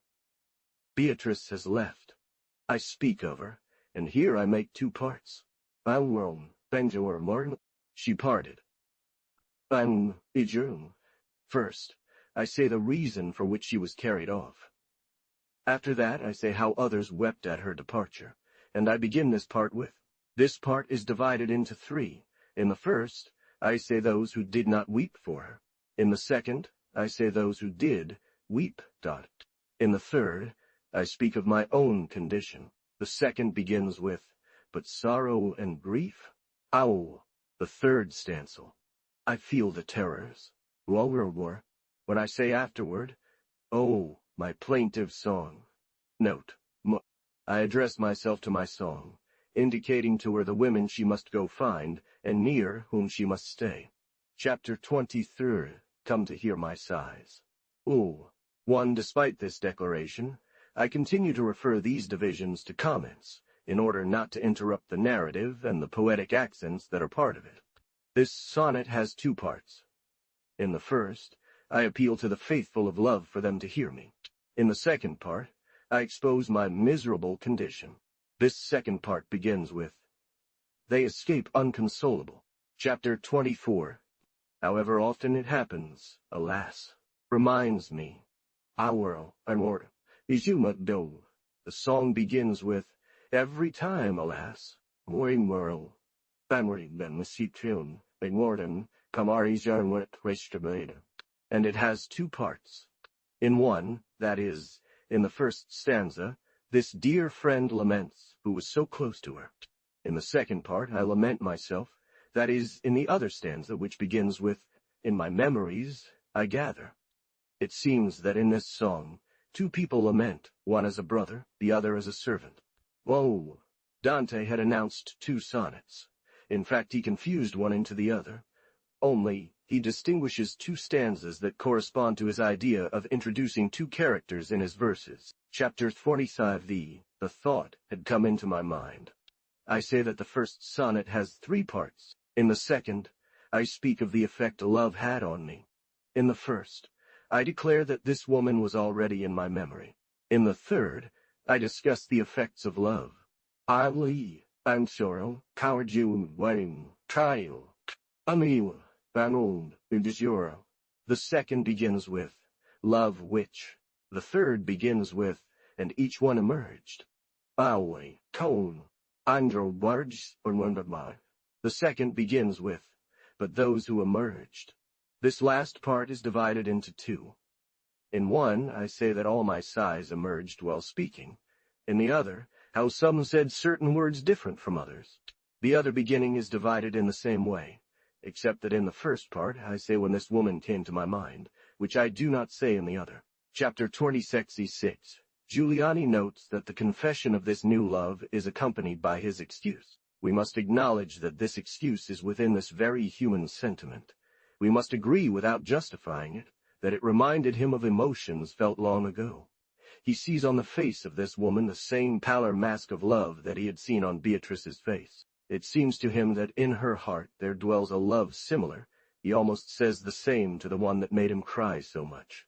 And it is true that often the most intense pains are the ones that can be penetrated the easiest by marks of sincere and profound sympathy.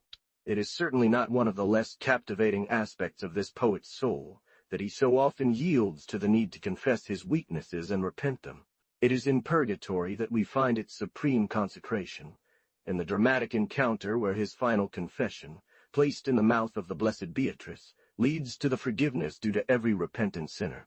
Alway, Conrul, Biun, Amsuran, Parade del Gemnara, while one reads in the Bollettino della Società Dantesca, Vol. 11, FAS, 1 that the compassionate woman from Ayman al-Ral, La Vita Nuova, that is, the woman at the window, was only to be a symbolic representation of philosophy, to which Dante owed effective consolations after the death of Beatrice. But what would his repentance and determination to break free from this sentimental pull mean in the very moment we can say he is ready to throw himself into philosophy's arms, and as he declares at the same time that he will no longer write anything but what is in praise of Beatrice, it seems that one must expect to find the personification of philosophy in Beatrice herself. Encounter no further allusion. But here, in Il Convito, we are witness to a fierce rivalry between the memory of an old and real love and the allure of a new and symbolic love, as discussed in the commentary on chapter FLL. And once again we find ourselves lost in this labyrinth, where the poet delights in keeping us trapped. In any case, it is not yet at this time that the symbol of philosophy seems to have taken shape in the poet's mind. Dante initiates us in Il Convito, with great detail, into the consolations he had to seek. He informs us of the studies he pursued, the teachings he sought from philosophers and theologians, the readings into which he delved. It was Cicero, Tullius, and Boethius who were his most effective consolers. It was in their company that he fell in love. One could say he became enamored with philosophy. And it seems certain to me that this did not seize him until much later than the time depicted in the poem we are led to. Amid all this, note, the compassionate woman is little more than a youth episode where sensory training must have played a part, albeit a lesser one than the nervousness following great pains. In the Divine Comedy, he celebrates them with elocution, often with solemnity, but they do not appear here. Dante's soul was deeply religious, yet it does not seem to have been that of a devotee.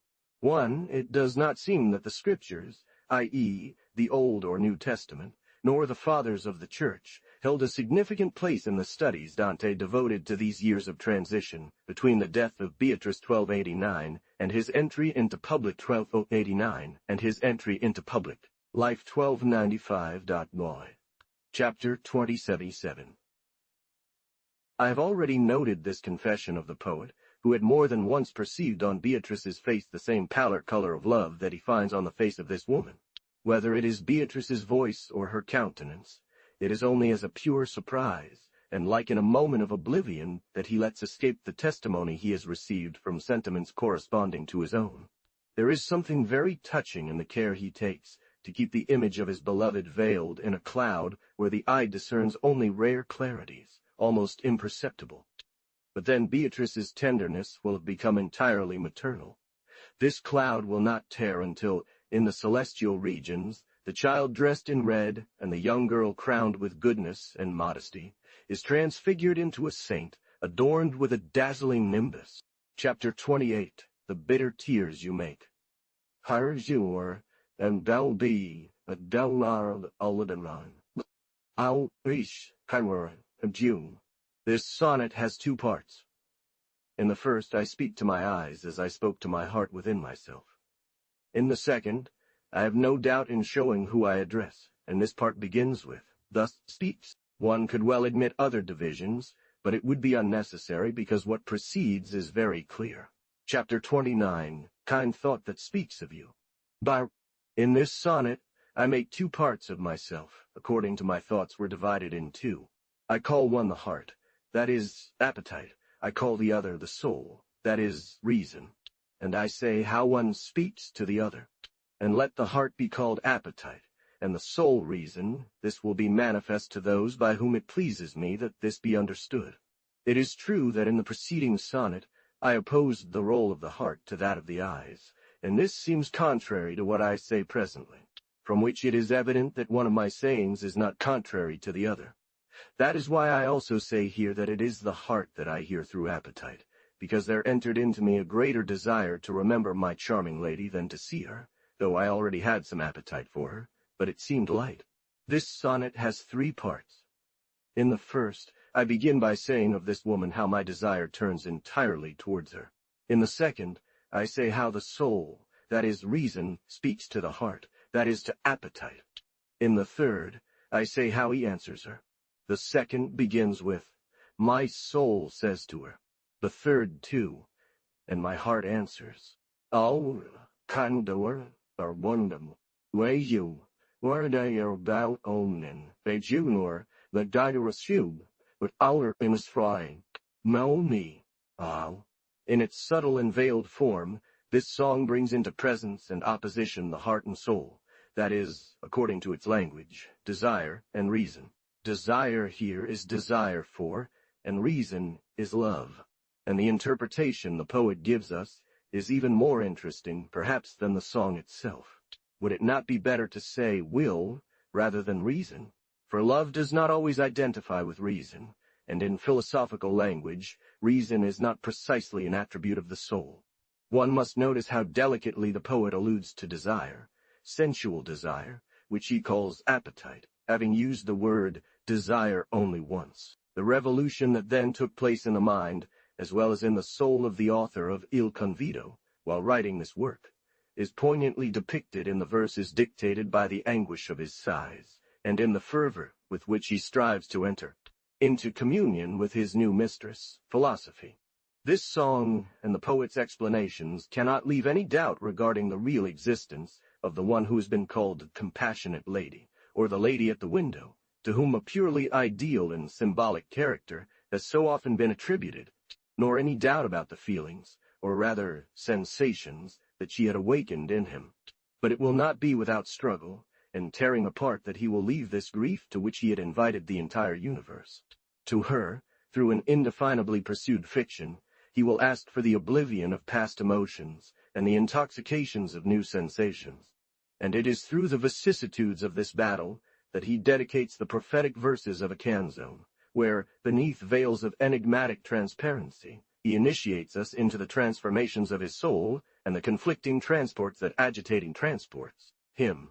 One, and, curiously, in contrast to the ineffable purity that preserves the unchanging charm of his first love, this new love, addressing itself to a pure symbol, attains in its expression a color distinctly sensual. It is thus the allurements and charms of a woman he adores and celebrates.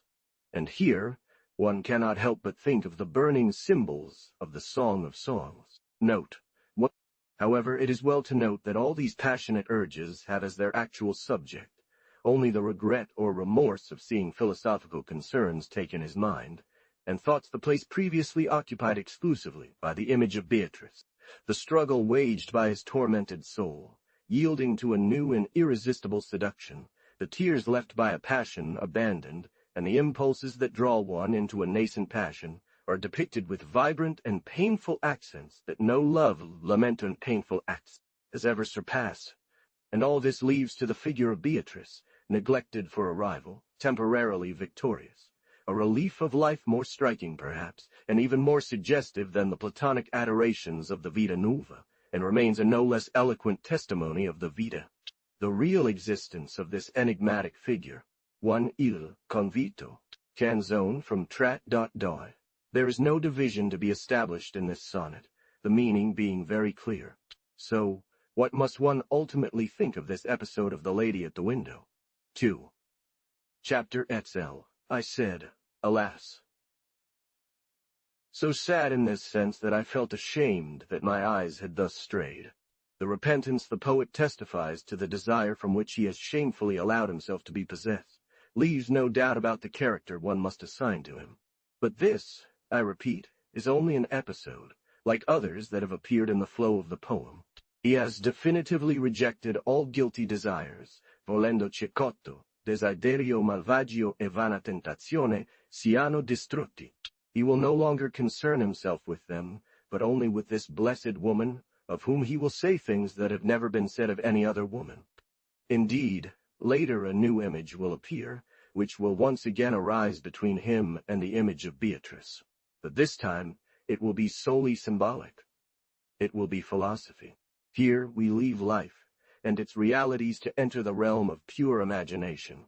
And thus, as Beatrice was the heroine of the new life, philosophy will be the heroine of the convite, awaiting that the gentle woman regains her empire in the celestial world. Chapter Shuen Ul, O pilgrims, who have thoughtful departed. One I say pilgrims peregrini, in the widest sense of this word. For pilgrim can be understood in two ways, one broad and the other narrow. In a broad sense, anyone who is outside their homeland is a peregrino. In a narrow sense, it only refers to those who go to the house of St. James II and return. Therefore, know that those who go to serve the Most High are called in 3 ways. They are called palmieri when they go to distant lands, often bringing back palms. They are called peregrini when they go to the house in Galicia, because the burial of St. James was further from his homeland than any other apostles. Notes: there are no divisions in this sonnet because its meaning is clear. They are called Romans when they go to Rome, where those I call pilgrims used to go. One peregrino or pellegrino means traveler. It should only be translated as pilgrim due to the particular object of the journey. Chapter 40. Beyond the sphere that circles most widely. To allusion to the solemn pilgrimage to the tomb of St. James of Compostela, the only apostle buried far from his homeland. Andre, Pansual, Gundam, B. Berkshire Bound. This sonnet contains 5 equal parts. In the first, I say where my thought goes when I name this place by referring to one of its effects. In the second, I say why it rises there, and who urges it. In the third, I say what it sees there, namely, an honored woman, and I call her a traveling spirit, because she goes there in a traveling spirit, which is outside her homeland. Taphysics. Tune. In the fourth, I say that she sees it as such, that is, in such a condition, that I cannot understand it. That is, my mind rises to such a degree of elevation in her condition that my intelligence cannot comprehend it. These blessed souls, what our eyes are to the sun, as Aristotle says in the 2nd chapter of Me. The second part begins with a new intelligence. And then at the end of this 5th part I say, my dear ladies, to indicate that I am addressing women. In the 5th part, I say that if I cannot see where my thought takes me, that is, to such a height, at least I understand this. The 3rd act, when he has arrived. The 4th act, he sees her so great. The 5th act, I know that he speaks. But the poet wished to close with an epilogue, the compassionate lady, the story of his new life. Chapter 48. After Beatrice's death, the novel is concluded. One could still divide this sonnet more subtly to make it better understood. But one can be content with these divisions, and I don't concern myself further with them. This tale follows a complete evolution. It begins on the day when Dante meets for the first time the woman he would make his beatitude. It ends on the day, after yielding to a fleeting seduction, thanks to the obsession of still vivid memories, he promises never to speak of anyone but Beatrice. It's yet another new life that begins insipid Vita Nova, shared between the anxieties of study and the storms of public life, culminating in the heroic dreams of indomitable patriotism and the fantastical visions of a frenzied imagination. He will thus continue his career, marked at first by a note of infamy and then stamped with the seal of glory and immortality. Note: and he will involve Beatrice in this, whom he had first shown us adorned with the graces of childhood, and whom he will leave surrounded by a paradisiacal aureole. It was on the charge of barratry, that is, trafficking in state matters, like simony is the trafficking in church matters, that is condemnation to exile, to fire if he reappeared in his homeland, and to the confiscation of his property was based. End of comments. Permanence of Beatrice's image. The theater and the novel have created beings of pure imagination, to which we have lent all the attributes of life. We have endowed them with forms and colors to which our eyes are attached, thoughts with which our thoughts have associated, joys and sorrows that we have shared. With what emotions should we not follow the poet of the Vita Nuova, when under the romantic envelope which he has covered his tale, we feel life thrill in all its intensity. He does not show us the features that have charmed him. He does not make us hear the voice by which he has become enraptured. But we know what day Beatrice was born, and what day she died. And we know what day she first appeared to him who was to immortalize her. What does it matter the rest if we also know that it is the soul of Beatrice, whose reflection we perceive in the soul of the poet? Table of the New Life. Preface. For if among human works there are some imperishable, it is surely the image of grace and beauty. Introduction. The work of Alighieri would come to disappear entirely, as have been annihilated by the fire from heaven or men, so many masterpieces buried in the library of Alexandria, were it not for the image of the divine Beatrice. Sketch of Dante's life. 2. Tadwell Marming, from Jew and Pearl, Dante's youth. The third, medieval literature.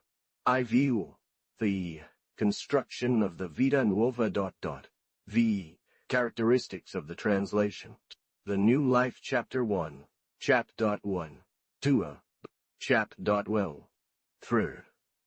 Sonnet. To every soul taken in gentle heart. Chap.1. To every enraptured soul, and to every noble heart. IV. Chap.war. Dari dong. V. Chap.war. Chap.war. Sonnet. Sonnet. O you, who pass by the way of love. O you who pass by the path of love. Chap.way. B8. War. Sonnet. And reading. Weep, lovers, for love weeps. Weep, amants, because love weeps. Chap.1. IQ. Sonnet. Riding yesterday on a road. Riding before yesterday on a road. Chap.1. X. Chap.world. Dawe. Chap.what. Tower D. Tower. Ballad. I want you to go and find love. Chap.1. Daughter. Ballad. I want that you recover love. Sonnet. New. All my thoughts speak of love. All my thoughts speak of love. Chap.war. 14th war. Chapter 15. War. Sonnet. What meets me in the mind dies. Sonnet. Other women deceive my sight. You have laughed at me with these other women. Everything I have in my heart expires. It often returns to my mind. Chapter 16. Sonnet. Many times the enemy enters my mind. Chapter 8. Chapter 17. War. Chapter 19. Song. Woman who understands love. Women who comprehend love. Chapter 20. Sonnet. Love and a noble heart are one thing. Chapter 21. Amour and nobility of heart are one and the same. Sonnet. In her eyes, my lady bears love. Chapter 22. My lady carries love in her eyes. Sonnets. You, who bear a humble semblance. You, whose downcast countenance. If you have often treated him thus, are you the one who has spoken so often? Chapter 22. Away. Song. Pious woman and of new age. Sonnet. A young and compassionate woman. Chapter 24. B. Chap.wall. Fee. I feel myself awakened within my heart. I felt myself awake in my heart. Chap.y. Sonnet. Owl. 36. Mal. So gentle and honest she appears. Sonnet. 37. Only. My lady shows herself so kind. Chap. Always shewn. He who sees my lady among other women. I know all kinds of health perfectly. Chap.water. 38. Oral. 38. Song. Owl. Love has held me for such a long time. Chap.war. 39. Love has possessed me for so long. Chap.or. Chap. 30. 30xx. Chap.1. Chap.war. 32. Taiwan. Sonnet. My weary eyes, the sorrow of my heart. My eyes exhale the sufferings of my heart. 33. Come hear my sighs. Sonnet. Come listen to my sighs. Chap.wart. 34. Song. I war. Whenever, alas, it comes back to me. Whenever I think of it, it haunts me. Chap.y. Sonnet. 35. New and way, orum. It came to mind. Chap.y. It had come to my mind. 36. Sonnet. My eyes saw how much pity. My eyes witnessed so much pity. I would you would be, and, my eyes have seen so much compassion. Chapter 37. More. Sonnet. Colored d'amor e di pietà sembianti. The colors of love and signs of compassion. Chapter 28. Door. The bitter tears that you shed. Sonnet. Mon caro world, e due disegni, one l'amaro lagrimar che voi faceste. Chapter 29, Pater More. Sonnet. Chapter L. A charming thought often comes to me. Gentil pensiero, che mi parla di voi. Sonnet. Lasso, per forza de molti sospiri. Alas, through the forest of sighs. Sonnet. Chapter 39.1. An cau. De peregrini che penso siamiate. Chapter 40. Town, O pilgrims, who walk in thought. Sonnet. 1. Oltre la spera, che più larga gira, beyond hope that circles wider. Chapter 40.1. Epilogue. Dante's amorous life, legend and tradition. The appearance of Beatrice in Purgatory. Table of contents. Chapter 1. On the title of the Vita Nuova. On the word Gentile. On the word donna. Chapter 2. The reality of Beatrice's existence. First encounter of Dante with Beatrice, according to Boccaccio. Social conditions in Florence. Why Dante did not approach Beatrice. Doubts and suppositions. Chapter 3. Argument of the sonnet. Asciasciun alma. Responses to Dante's sonnet. Sonnet by Sino da Pistoia. Sonnet by Guido Cavalcanti. Interpretation of Dante's sonnet. Beatrice's voice. Interpretation of Guido Cavalcanti's sonnet. Hesitations and scruples of the poet. Chapter 7. O voce. Argument of the sonnet. Ballad. In abito di saggia messaggera. Chapter 8. Haunting of death. Argument of the sonnet Piangete amanti. Argument of the sonnet Morte villana. Le pari amor e morte. Chapter 9. Argument of the sonnet Cavalcando l'altrie. Dante's perplexities. Military organization in Florence. Chapter 12. Chapter 11. Approach to a thought by Vauvenargues. Argument of the ballad. Ballata Iovo. Interpretation of the ballad. Chapter 13. Argument of the sonnet. Tutti li miei pensieri. The argument of the sonnet, with other women. Phénomène de névrosisme. Chapter 15. The argument of the sonnet. What meets me. Chapter 16. The argument of the sonnet. Many times. Chapter 8. The publicity of verses and rhymed correspondences in the Trecento. Chapter 19. The argument of the song. Women who. Various interpretations of this sonnet. The argument of the sonnet. On the politeness habits of the poet. Chapter 20. To love and be gentle. Love in potential, and love in action. Chapter 21. The argument of the sonnet. In your eyes. Chapter 22. Chapter 22. The argument of the song. The argument of the sonnet. You who carry. Folco Portinari's testament. Pious woman. Dante's sister. Chapter 24. The argument of the sonnet. I felt myself awakened, reconciling Dante and Beatrice. Sonnet included in the rhyme spettanti alla Vita Nuova. Chapter 26. The argument of the sonnet. So kind. An ideal portrait of Beatrice. Chapter 27. Argument of the sonnet. He sees perfectly. The poetic amplifications and hyperbolas of the new life always respond to human feelings and real sensations. 39. The plan of divine comedy did not exist in the poet's mind when he composed the new life. Why doesn't he tell us about Beatrice's death? RDXX. Dissertation on the number 9. 31. 32. Who were the princes of the earth to whom he addressed his laments? Argument of the song. Painful eyes. 33. Argument of the sonnet. Come to understand. 30:14. Downward benora. Argument of the sonnet. Oh, however many times. This song is addressed to two people, him and Beatrice's brother. 30c viewer. Argument of the sonnet. She had come, chap. 3066.